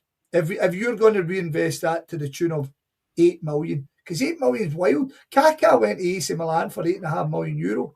Jesus. So see at that point, the 8.5 million is getting you top level at that point, and your wages are going to. So what Jason said, I don't think the risk is as mental as you're making it to be. It's because see the risk now. The risk is wild because look at the Huns. 8 million gets you none. That boy up actually nothing. Gets you nothing. So ultimately, inflation. We're just fucking. But it's an interesting theory. You know what I mean? It says. See, I always get back to the baseball analogy, right? See your top GMs worth their salt in baseball. They trade all their top players. No, the Yankees or the Dodgers. See the ones that have got all the money, right? They don't. But see your kind of lower level teams. See a top GM. They will trade the players at the top of their game and get 5 top prospects in. Yeah. And it builds a club for years. They build a legacy.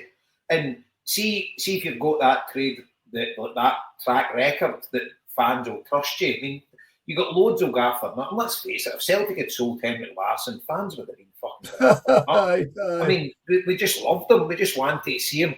But when you're actually in the cold light of day, if you're a businessman and you're running a club, but you want the best for that club, you're not talking about lining your own pockets with bonuses. You just want the best for that club. You need to make the tough decisions. And you need to get rid of guys when they're at their prime.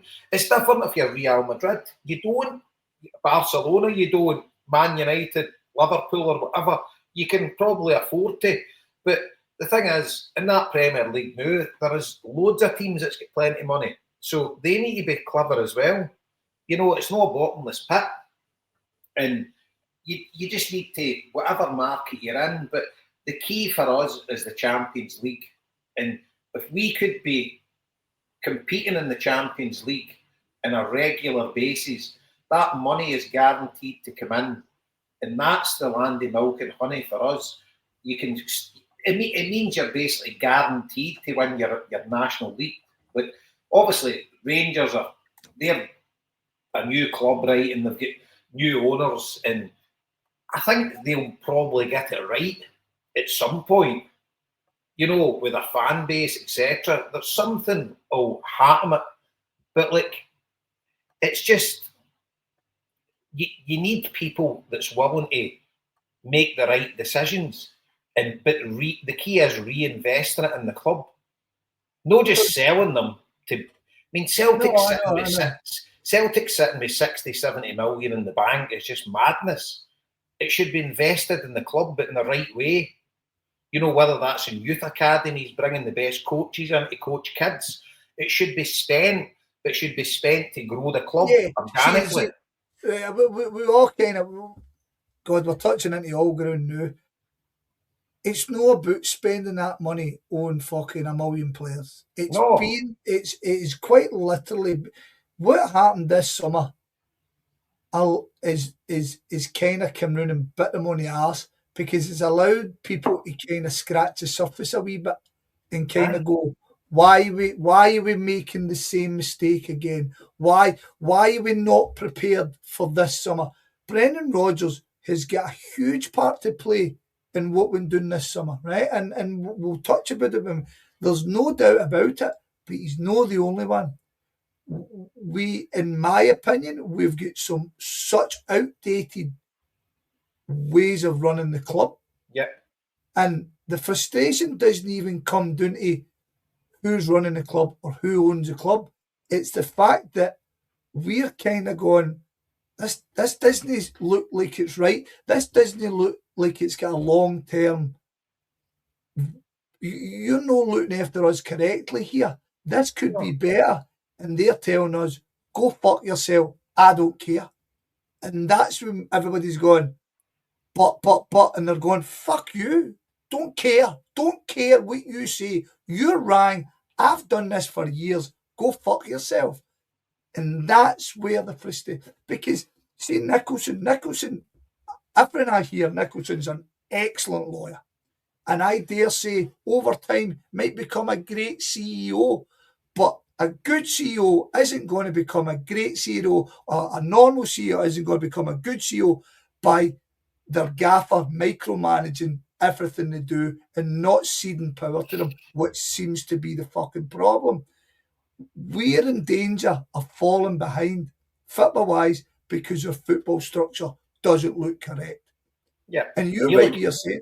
You look at every youth coach we've got, guys like Chris McCart and all that. He was at my school. What in a worldwide sense, what's he got to offer kids?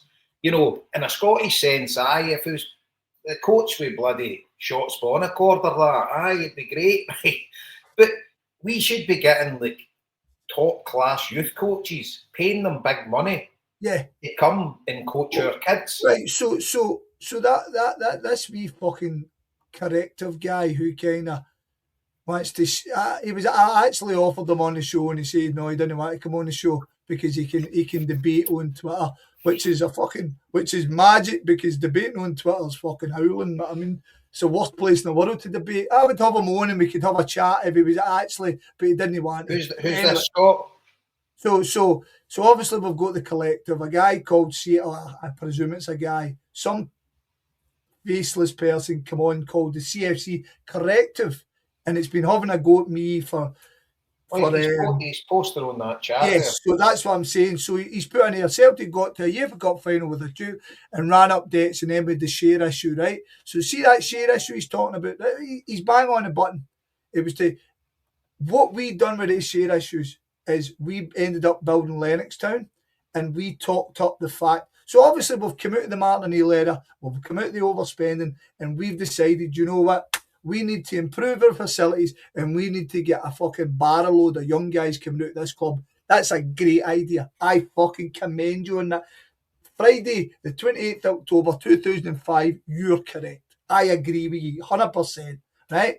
The first team has already seen the enormous benefit the country's most successful youthful programme, with players such as Wallace, Beattie, Maloney, Marshall, Lawson, McManus, McGeady and Kennedy already coming through with Memo on the pipeline. Love it. It's a great idea. We've no done it, guys. So where's the revisionism? Where is the step back and go, right, that was your plan in 2005, 20 years ago. See, in 20 years, what have we produced? Show me the working. And the same guys leading it up, Jason. You just spoke with them. Now, I am not going to sit here and criticise.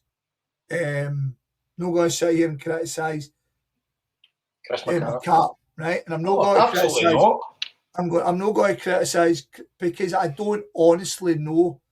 But in the cold light of day, I need to see how has it worked, where's the successes, where's the improvements. And right now, it doesn't look good enough. And I see what you're saying. We're only punters given a voice by ourselves. Right? Nobody's paying us to do it. We're paying to be on this show, and people like Sean, God bless him, a saint like Sean chooses to listen to us. But the fact is, we're criticising the club because in 2005, 20 years ago, we said this is what we're going to do, and the club have failed, and the club have not seek to fucking make it better. There's where a criticism starts. Yep. I think that's fair. And the thing is, we've won all these domestic trophies, right, which is great, and we've all lauded it up all the time, but we're playing in the fucking Farmers League with teams that's got fucking a 10 to their resource, right? And at the end of the day, it's all great to lord over it, right? And we've all enjoyed it, and I'm not denying the fact, but in this current day and age, you could get me in there to manage that team and I'd have won the league some of these seasons. You know? It's in terms of Celtic, right? The thing I've equated it with is, would we sack a manager for coming second? Right? If Celtic say Hearts win the league by 5 points after Nancy, would he be under? Right? I think he's a diff. Say he starts the season for us and we finish 5 points behind Hearts or Rangers.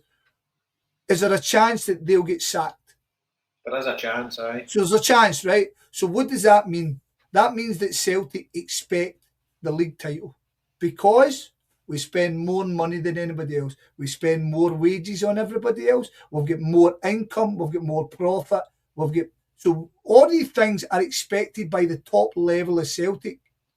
Yet they call just getting into Europe as a result of that a success.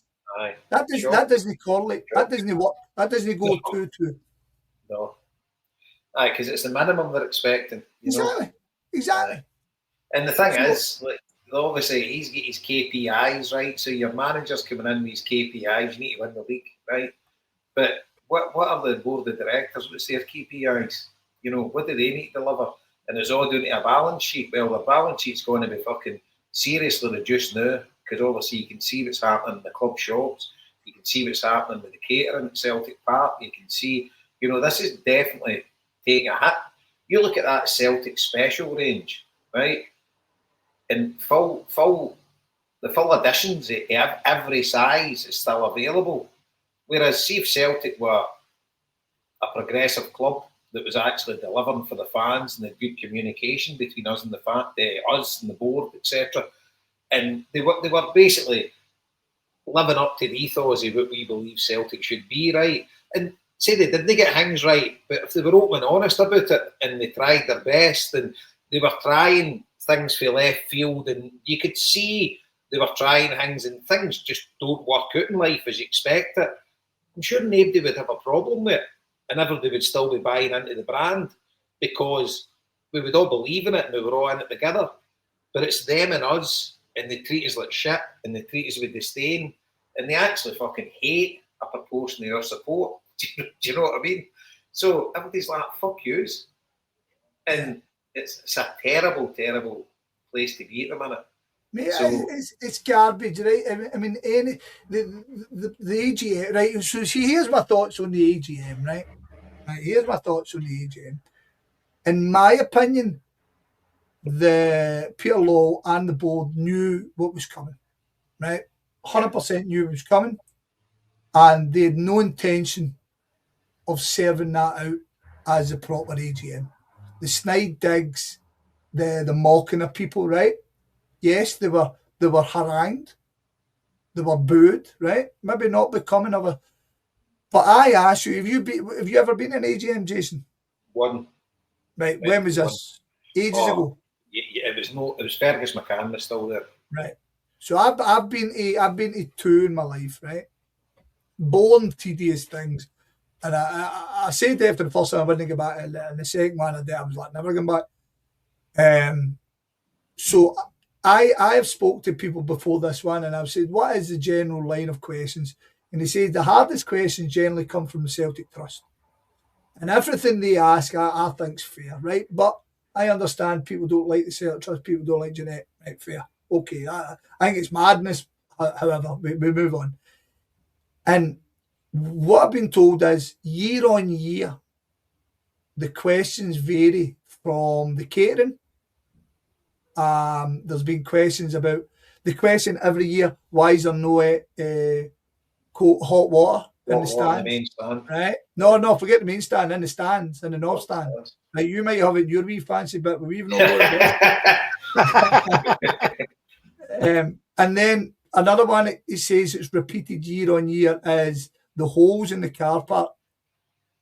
So, like, see the other night where it's bucking down, the car parks are midden, right? You get absolutely mere dirty walking or the car park in the day, walking on the grass, right?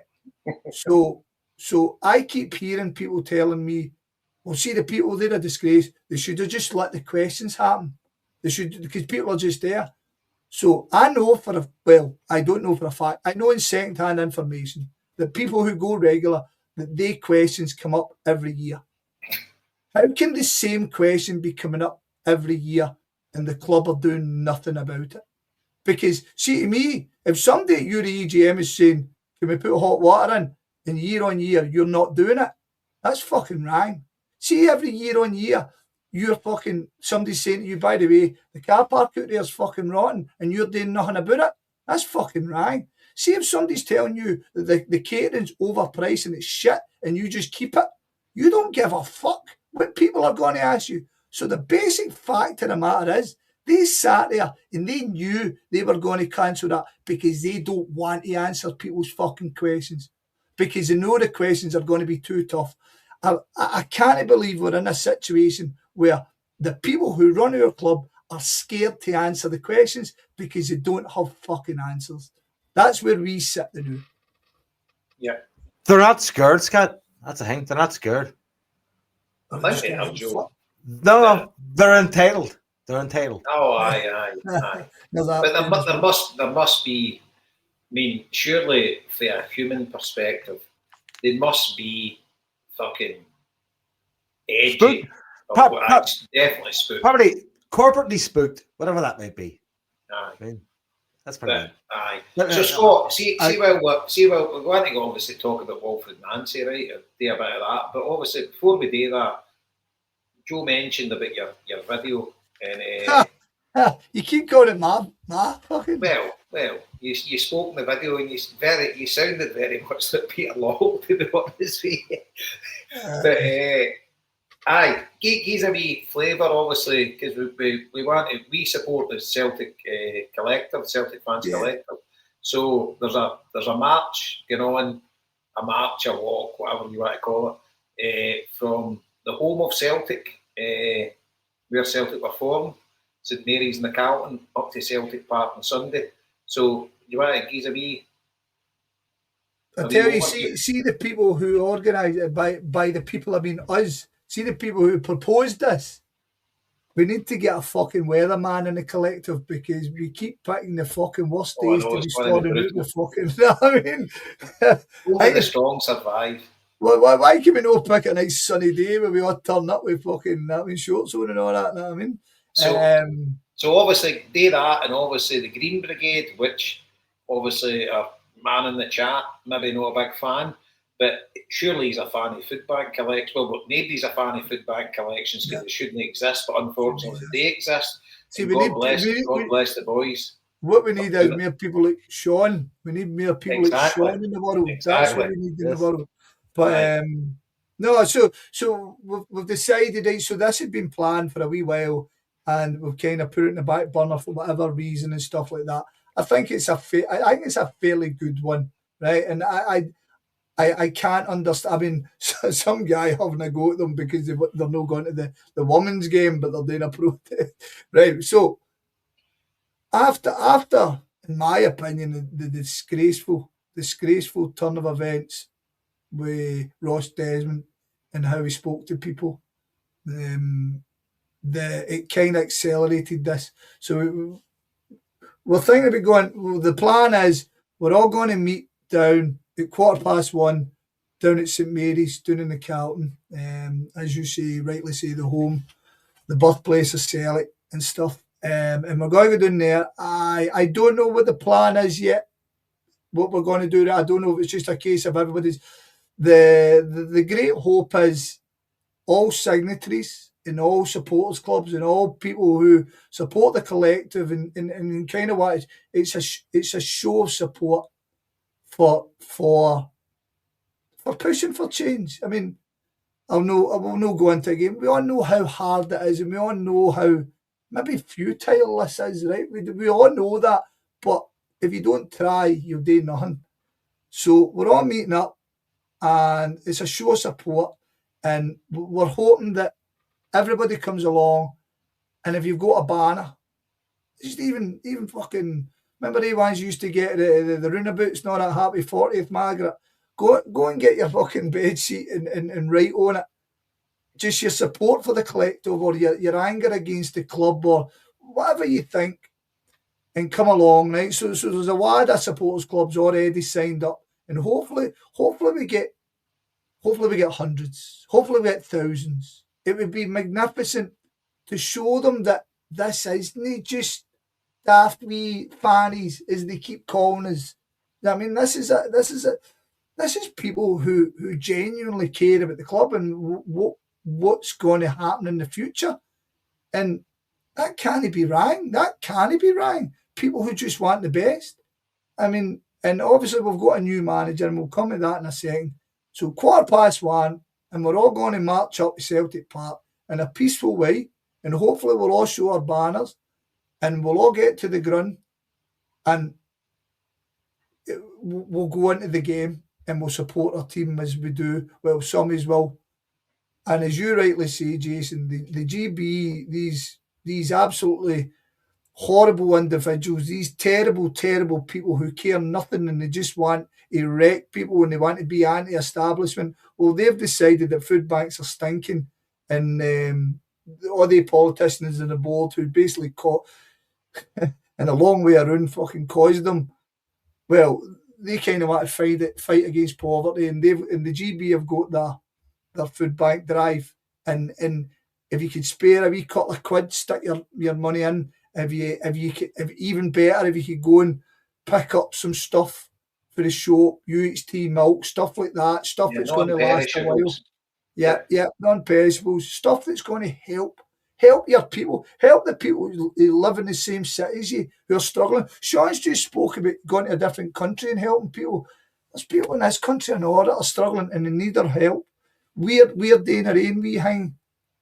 And Joe and Marty, Jason, you guys have spoken about it on here. The wee things that you don't think help, you wouldn't believe helps these people. So it's a great amalgamation of everything that makes Celtic fans good. And it's just showing support for the collective. It's showing them sitting having their dinner that we aren't happy. And you can't just keep slapping us down because we're still there.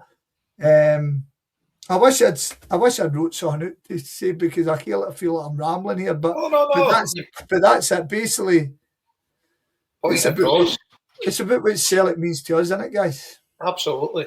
And I would urge every Celtic fan that's gone, and it'll be a full house on Sunday, everybody will be going there, but just try and get in a wee bit earlier and make your way down to St Mary's. And you're talking, it's a 15-minute walk to the stadium, 15-20-minute walk. Yeah. And you bring a wee umbrella.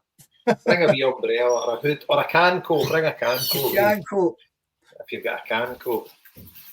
I'll actually wear the can coat on Sunday.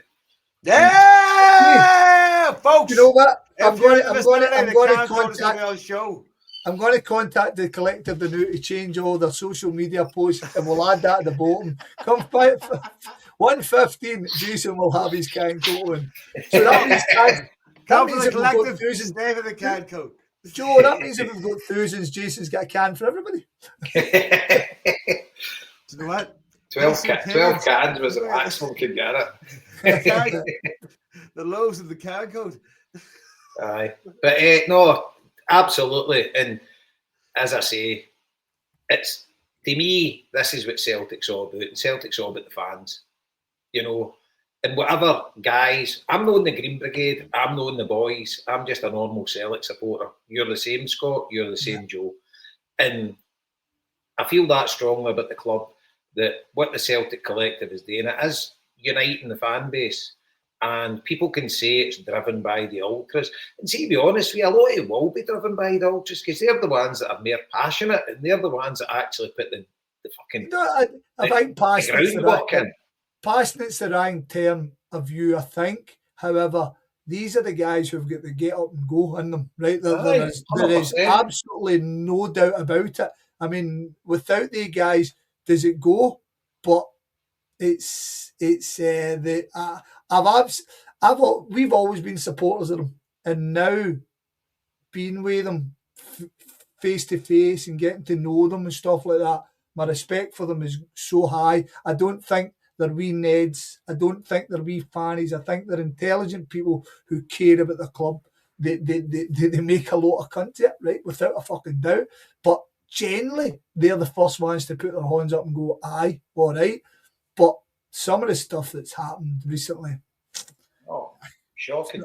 And by the way, I'm delighted to hear that, Scott. And obviously, you've been saying it for the past few weeks. I've known a lot of the boys in the Green Brigade for years, right? And a lot of them are pals of mine. But I've always known that, right? But it's good that somebody like yourself that had no interaction with them, really. You and all your pals were in your kind of bubble on your bus. Yeah, 100%. And you went to the games and you didn't really know them personally. And you get to know them and you realise, why, fuck, these guys are intelligent human beings. You know, and they just like supporting the club a kind of different way. And loads of it, I get the fact they have made a cunt to loads of things, but who hasn't in their life? You know? But, aye. So, good to hear, Scott. And as I say, I would never be a member of the Green Brigade. I would never be a member of the boys. It's just no something I want to do. It's not the way I support Celtic. I just go and sit, watch the game, sing the odd song, and cheer the team on. Right? So I'm an old fart. You're too old anyway. Aye. So I'm an old fart, but at the end of the day, when I was younger, aye, it was a different kind of era when I was younger, and a lot of the things we were involved in was probably a lot worse than what they were doing. Moving on. Moving swiftly on. How's the Wolf Tones going? The Wolf Tones. Right, let's go on to Wilfred. Celtic couldn't even spell his name right when 5 times or something. Wild man. Oh, dearie me. Did you watch the interview with Michael Nicholson? Is there one? See that? No. No, right. Michael Nixon, they released a Michael Nixon thing, right? And he's definitely lacking a certain bit of charisma, Joe. Yeah, you're right. But he goes at pains to say his name about 15 or 20 times in an interview, right? And somebody pointed out to me, he's like, he was really at pains to kind of say his name, eh? And do you know what it reminded me of? Do you ever remember the Father Ted Christmas special where Father Ted was getting the golden cleric? Right, do you know where I'm going with this, Joe? Right, and the new priest, the thief, the thief comes in, and he's like, they're guessing his name, and he doesn't know his name, and he's like trying not to say, and then she guesses it's Todd, and he's like, Todd, good old Todd, what you up to, Todd? Todd. Todd. That's exactly what it felt like today, right? We've made an arse his name, so I'm going to repeat his name continuously so that nobody thinks that I don't know his name. It was, I thought it was pretty funny today. Do you know what I mean? But right, who's going first? Well, Uh, I can go if you want. Do you want to Go, go? Jay, go ahead, Jay. Aye. So since it was kind of like maybe a couple of weeks ago, it seemed as if, obviously you weren't sure, but it seemed as if it was a kind of done deal. I kind of started listening to a load of stuff. Yeah. And started looking up quite a bit. No, the realms of Scott McCrory, delving into what you'll probably come up with a big list of what he's done and stuff like that. Right? But just getting an opinion, Googling stuff and what folk were saying about him. And see, to be honest with you, the vast majority was really, really positive. And by all accounts, he seems to be at the wrong club, because when he was at Montreal, he basically left him because he had a big bust up with the board and stuff like that. So he's definitely his own man, and he kind of knows what he wants out of life, and he knows what he wants out of a football team. And I liked his interview when he says, "I'm not a manager, I'm a leader," and like everything that he said was really good, and he comes across as a proper cool cunt. You know, he comes across as the kind of guy, fucking I like this guy. And obviously I don't know him fucking personally or anything like that. But just as you're a player playing for a guy like that comes in, and he seems to have a wee bit of an aura about him. But having said all that, and obviously when he went to Columbus Crew, they are a kind of lower tier MLS team with a small budget, and he won them the league. And it was never envisaged that a team like them would have won the MLS. So, by all accounts, he's got a bit about him. And that doesn't happen by fluke, winning leagues. So, regardless of it's only the MLS would be, you reckon it would be in a standard, maybe probably better than the Scottish SPFL? I don't know. But it's what I would say, you can keep your thought, because I'm only just jumping in to kind of say it's a stronger league in terms of everybody's muchness there, because of the typical way American football, American sport conducts itself. Yeah, exactly. So it's a stronger league, but we've got stronger teams than them. So crack on. Aye. So I would agree with that. So he's won that. So he's got a bit of a pedigree. So my big issue is us as a board, like the club structure, and I don't have great faith on them per se, because it's always like the tried and tested, apart from Ange and Ronnie Dyler. Ronnie Dyler was a bit of a success, but no really. Ange was a big success, whether that was down to luck because it was Eddie Howe we were trying to get. So I don't know. But taking away the failings of the board that I've not got much confidence in them, I'm hopeful that this guy will be a good one. And he'll obviously get 100% back for myself and you guys and the wider Celtic support. But I'm pretty hopeful. And as I say, I'll fucking fall out of the gates of hell, as Mick McGuinness would say. But I like him. And his vibe seems solid. He seems a proper cool cunt, and he doesn't seem like you get an impression of a person, right? And you go like, could this person be pushed over easily? Right? Could they? Could they be influenced badly easily? He comes across as a kind of guy that's like very resolute, very in himself, very confident, but not arrogant. I mean, like Rodgers was always confident, but he also had arrogance to him, which played well at times, but then becomes a bit distasteful. Right? This guy seems more seems a bit like Ange. A friendly, no, different to Ange. Different to Ange has more of a powerhouse confidence. This guy has more of a kind of friendly, you know, where I'm here to be with you. You're not here to do my job, right? I'm here to be with you. And he's spoken that way too. He said, like, you know, I'm here to, like, you know, we are that kind of thing. Whereas I thought Ange, obviously, those stories came through about Ange, you know, sitting next to him on a plane, not speaking to you. That shit's weird to me. That's insane. That's a fucking normal human being sitting next to you. Fucking say hello to the cunt. Fucking sit next to him. I get something off Nancy that's more a bit of a, I don't know, a bit more fucking humanity, a bit more closeness, a bit more, you know, personality, personal ability to it. And I hope that carries through in terms of what he can do in terms of team training and making that happen on the pitch. You're probably going to get the general kind of new manager bump, I'd say. But beyond that, we'll see how it goes. I do fear that they hire people like this guy knowing that he's going to focus entirely on making sure the team play well and not going to bother thinking about what happens elsewhere. And then 4 years down the line, his mind may drift to why things aren't going the way he thinks they should be going. And 4 years down the line, Joe. Yeah. Right. I've been generous. I'm being generous. 3. Maybe.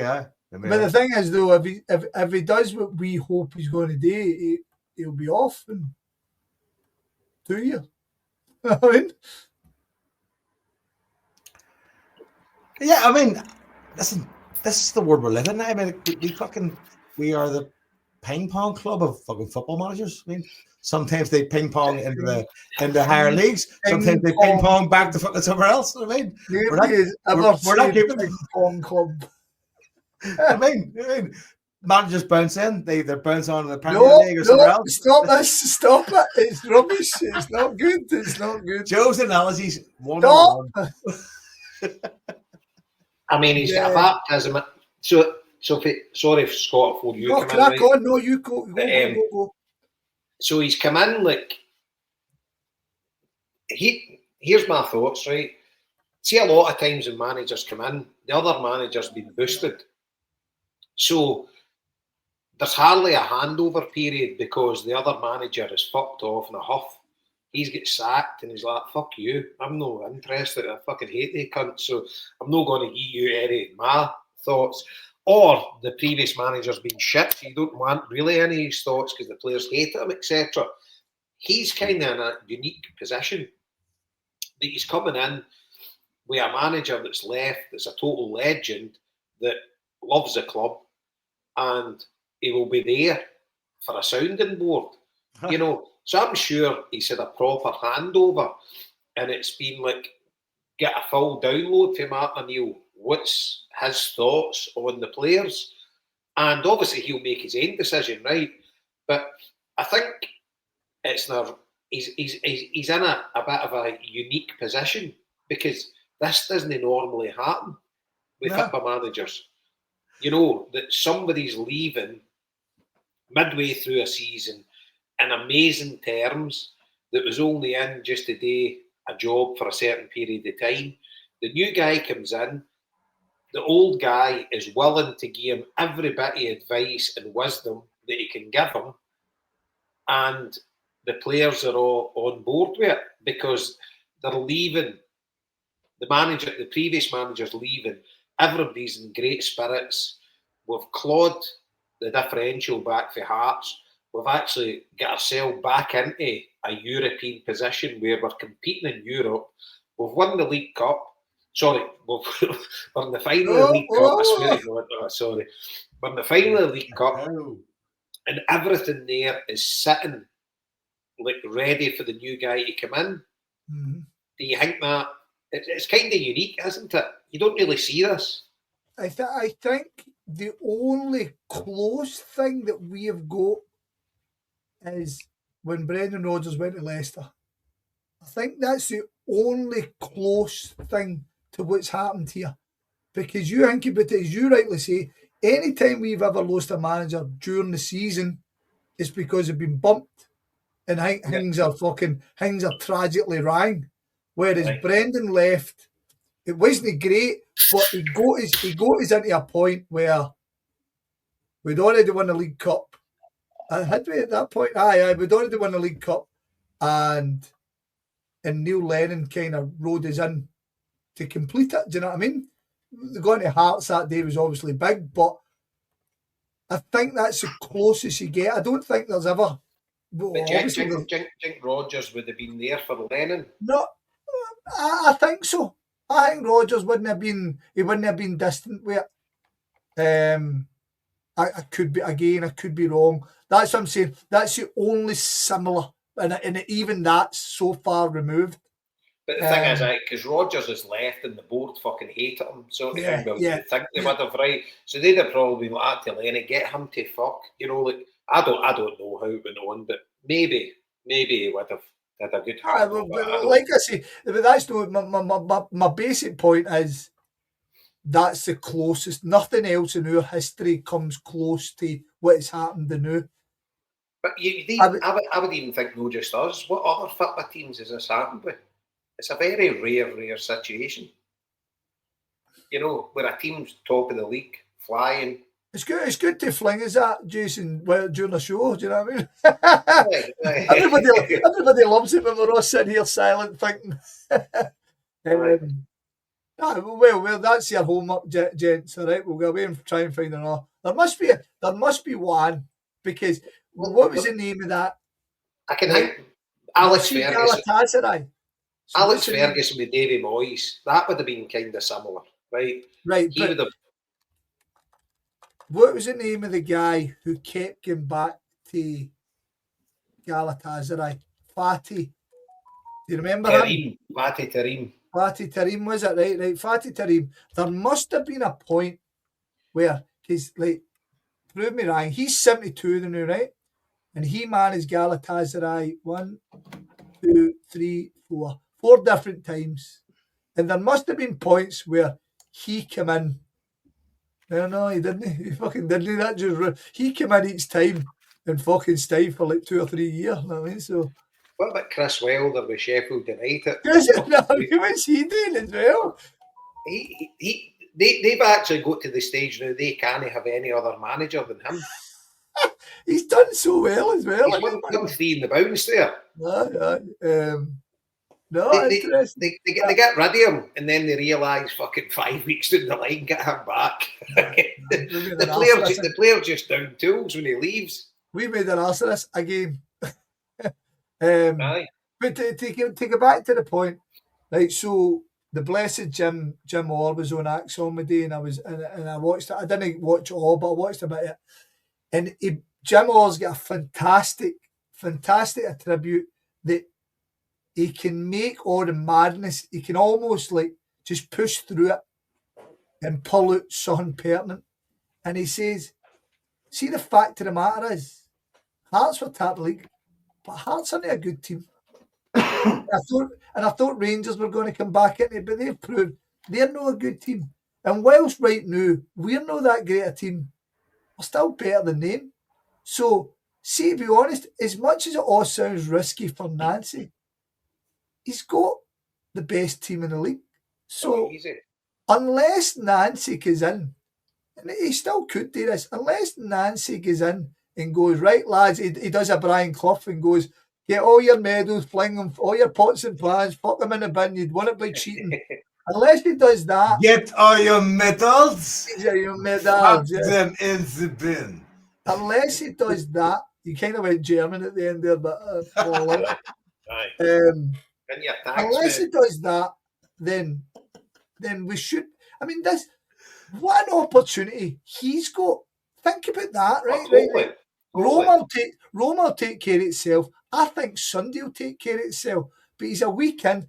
Imagine he goes and leads Celtic to this League Cup a week down the line. Brilliant. Absolutely. What a way to go. But here's the thing. He's not on tightrope. You're right. He's on a winning ticket, right? But if it goes south. But what goes? So what lands on him, Joe? It should have been half glass, half empty, Joe. No. I'm not being like that. I'm not trying to get right. I stress again to you, Joe. Right, to answer your point, I stress again. I'm not saying. Joe, silence. Silence.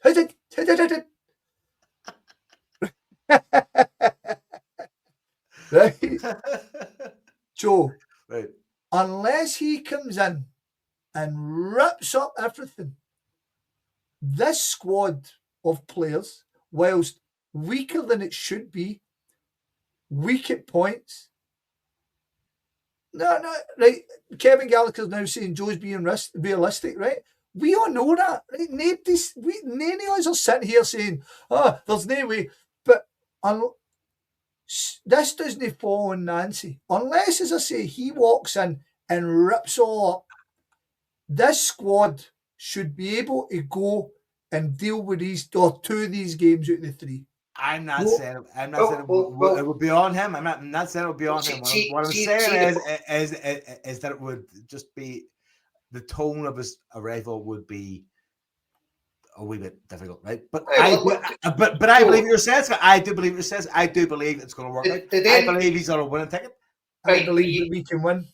You've listened to his interview, right? And he said he won't be changing anything to start with. Right, so there you go. Boom. So he turned around and said it. So unless he's a blatant liar, he's turned around and says, I won't be changing much. But he says after a period, it will organically change into my team. But that's what you...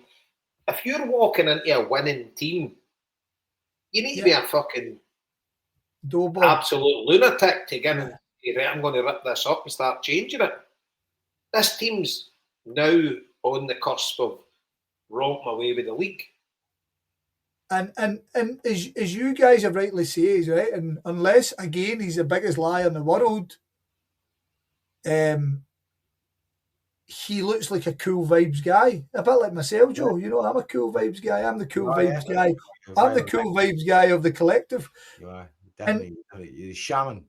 The shaman. Shaman. He's a good. Ebenezer good. You know, that's how I was. I was going to move any mountain, but what do I know? But like I say, I mean, this isn't me being positive for positive sakes. Kevin Gallagher, 77, right? Ever since that cup final, Kevin, and then you knocked the Celtic back, I never really trusted you anyway. But but no, I understand. A goal in the cup final, that was. But a beast to go. I'd have loved it. So I like Blackburn back in the day, and Kevin Gallagher was a big player for Blackburn as well, and Coventry and stuff. But anyway, back to the point. The Sunday, right? Sunday isn't a game to be nervous about. It really isn't, because even if it does go wrong for whatever reason, we've still got a match in the bag. Right, we've still got a game in hand. So Martin O'Neill's put us in a good position. We've got to trust it. Sunday is trusting the team. I don't think it's all the manager needs to do is come in, as I say, just be good vibes, yeah. Basically, see everything you've been doing, keep doing it. There's I've told his team talk.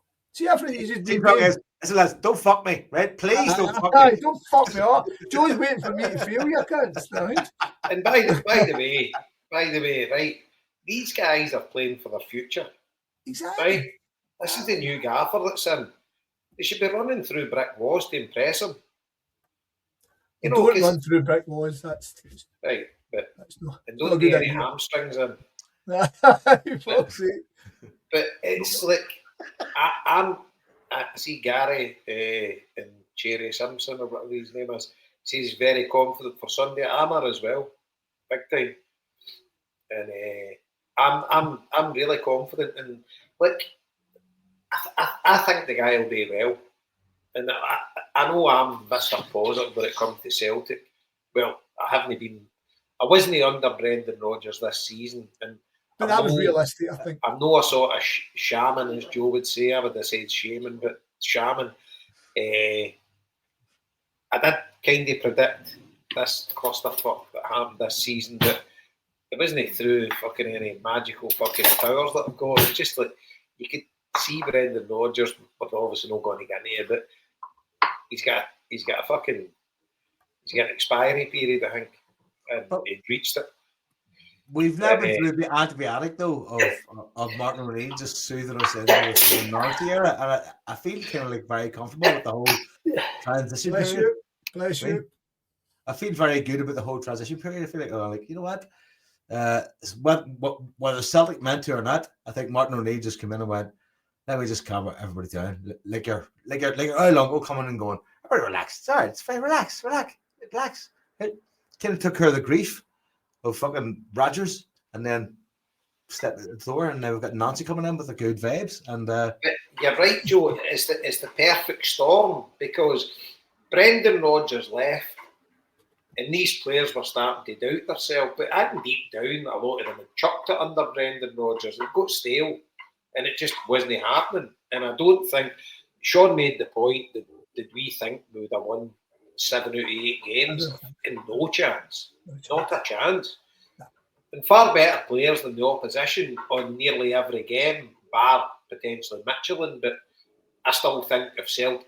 I think the same squad of players at the top of their confidence could have went to Michelin and won. Because I don't think they were that good a team. They were good, but we could have beat them. No, the irony is, remember when we spoke about Michelin, and I was the guy who was kind of going, they were really good, we were shit. And you were going, no, I didn't think they were that good, and I was kind of sticking with it. Well, I ended up going 180 degrees. I just like arguing because on the way to Rotterdam, one of the boys were going, they were really good, and I'm going, hi, but we were shit. I do that as well, to be fair. I just like talking. Aye. So, but see, the thing is, right, Matt, Brendan Rodgers left, they players are kind of all over the place, low in confidence, whatever. He's come back, he's just fucking built them up, tell everyone, and even tell fucking Nygren he wants him to be the 4th best Swedish player in history. Do you know that? What did you, Joe, have you seen this? Aye. I seen it, I actually didn't know who he was talking to. I thought Nygren was Danish. So you were trying. You thought we'd get John. I was going. Who the fuck is he talking to? Is that Con Henry still there? Fuck's sake. I was like, that looks class. Who's he talking to? Neighbours? Oh, my son's saying that. Oh, Joe, you're dick, man. You didn't. You're kidding on there. You didn't. No, serious. I had the clue. Who's he talking to? He seemed to know. Aye, we got with Nordjylland or something. I had the clue. I was in my head going, who the fuck's Swedish? It's just across the bridge. Mate, that's tremendous. That's really good. Well done, Joe. So you've won this podcast tonight. I love that, Scott. See doing that, right? See, regardless whether you believe it or not. See if you tell the guys. Yeah. I mean, as I say, you're a manager, right? And this is. I'm getting back to the Brendan Rodgers stuff. We need better players. Then every cunt in that squad's going, is he talking about me? Is he talking about me? Fuck him. You know, Matt O'Neill's went in and installed confidence in the guys. So they guys now are on top of the world. They've went and beat Feyenoord and Rotterdam. Celtics, how many times have we won the Netherlands? So the last time was Matt O'Neill. We beat Ajax 2-1. Probably 3 times. I can't remember us winning there. Because all the games against Utrecht and all that, we get pumped. So I don't know if in our history. Did we beat AZ or did they beat us under Ange? I don't think we won over there. No, we beat them here. I'm getting 1 each in my head or 1-0. We could beat them. So in my memory, I can't remember us winning the Netherlands many times. So the guys are come back fit. And by the way, see, as much as I thought Feyenoord were very poor, 6 points behind PSV there. No. You know, and PSV just went PSV are out there. The shite. So these players now are fucking buzzing, right? Sorry, I'm going to. Fuck, that doesn't tell me. That tells. Right, crack on it. I'll find it for you. Aye, but so these players are now buzzing. They've got a new manager in, and he says he's not going to change much. So I can see that team. I can see us absolutely bloating Hearts on Sunday. And aye. Jabo, you're back. You're back. I love it. Oh, you're right. I feel this well. We beat Go Ahead Eagles in 1965, 1-0 away. We beat. There you go. That's my waiting music. We beat Ajax, obviously, in 1982, 2-1. 2-1, George McCluskey. Yeah. Ajax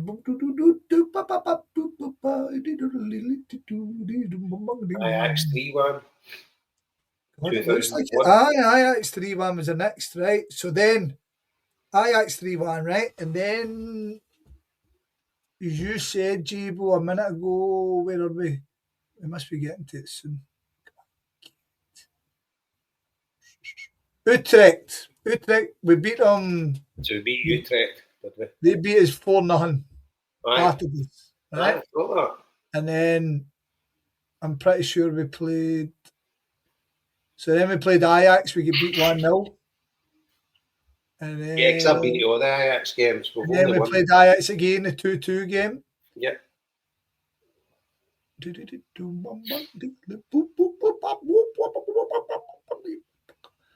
I've been to all the Ajax games apart from the 82 game, and we've only won one of them.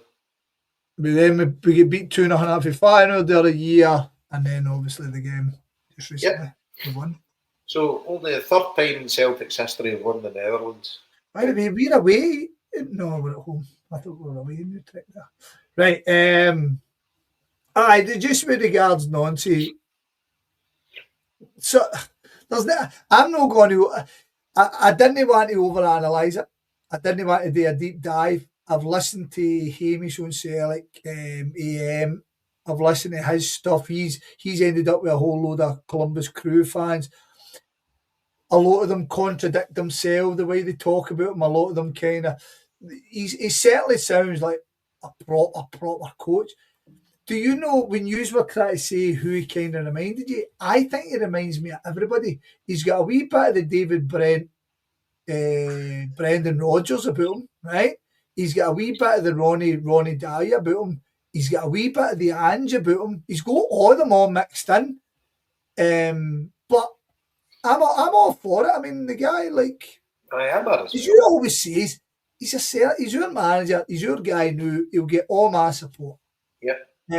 My worry is he needs backed in terms of Martin O'Neill's now come out and say that this team needs strengthened. And do I trust? I hope that these last 3 weeks that he's been his work permit. I hope he's been in talks, going, well, this guy here would really be good. This, especially, we're going to be losing however much Balak Wisher doesn't play. He's part of the squad. Tanetke, who's got a lot to see for the amount of good play he does, his end product is so disappointing. I've had enough of him already. I don't think it'll take a lot to get him into. I really don't, Jabo. But that's just me. And then Ian. We also said the same about Yang. So say that again. We said the same about Yang. I've saw a million more in him than I did in Yang. Okay. Already. Me as well. And I don't think Yang will ever be a player for us. I think no. But what I would say is, what I was glad with Martin O'Neill, he was starting to bring Bernardo off the bench. So Bernardo's now starting to get a wee bit of a sniff. And maybe, because I think I've still got hope that Bernardo will be a top player for us. Don't know. I like him in the same way you like him, but see right now, there's nothing to back up that faith. What we're going to find out the weekend is, like, what team's this guy going to choose? Celtic team, I think. Do you know what I'd like to say about the team now, right? Fucking see your Colby Donovan. Do you know what? Yes. This might be a bold statement. Whoa, here we go. I don't think he's far off Alistair Johnson class. Joe. Wrap it up the fuck. I'm telling you. I'm not going to disagree with you wholeheartedly. I'm going to say I can understand where you're coming from. I disagree. I like him. I really like him. I think he's the future of your team. I think he's a great player. I really do. I think I think he's got 30% more to go. No, I put it this way: I had the AJ in before him. Right, I fully fit AJ and I fully fit Colby Donovan as AJ, but I don't think he's far off him. Right. And well, I'm no- no. Hold on. Put it this way: he's no an Anthony Ralston Oh, compared to Kieran And Tierney. those are kind of quite. Those posts are quite far apart there. I mean, he's not AJ and he's not Anthony Ralston. What is he then? He's nearly AJ. It's quite a wide spectrum. I mean, No, I've just told you he's no far off AJ. it's quite a wide spectrum. is he neck and neck? Is he nose to nose? Like, is he a furlong away? Well, you talking horse terms? Is it a mile you're talking about here? So Washing machines. I don't fucking know. right, so we're talking miles here, right? So it's a mile. So you've got 8 furlongs in a mile. I'd say he's about a furlong half AJ. Right. Okay. That's not bad though. That's all right. You cover that in 3 months. Aye, but what about an unladen swallow? African or European, Scott? Does it grab it by the husk? Right, fucking, that's us done. We've jumped the What shark. is the airspeed velocity of an unladen swallow? Oh, fuck's sake, right here. Listen, And can it That's carry it, a coconut? folks. Right, that's us done. We're not continuing this tobacco anymore. Thanks to Sean Walls, a fucking, as you say, Jason, modern day Jesus, amazing. What a guy. Fuck that.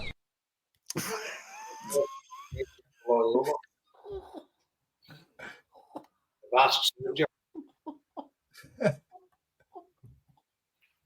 See you, man. Fuck us, he'll. Ah, Thanks a lot. see you later.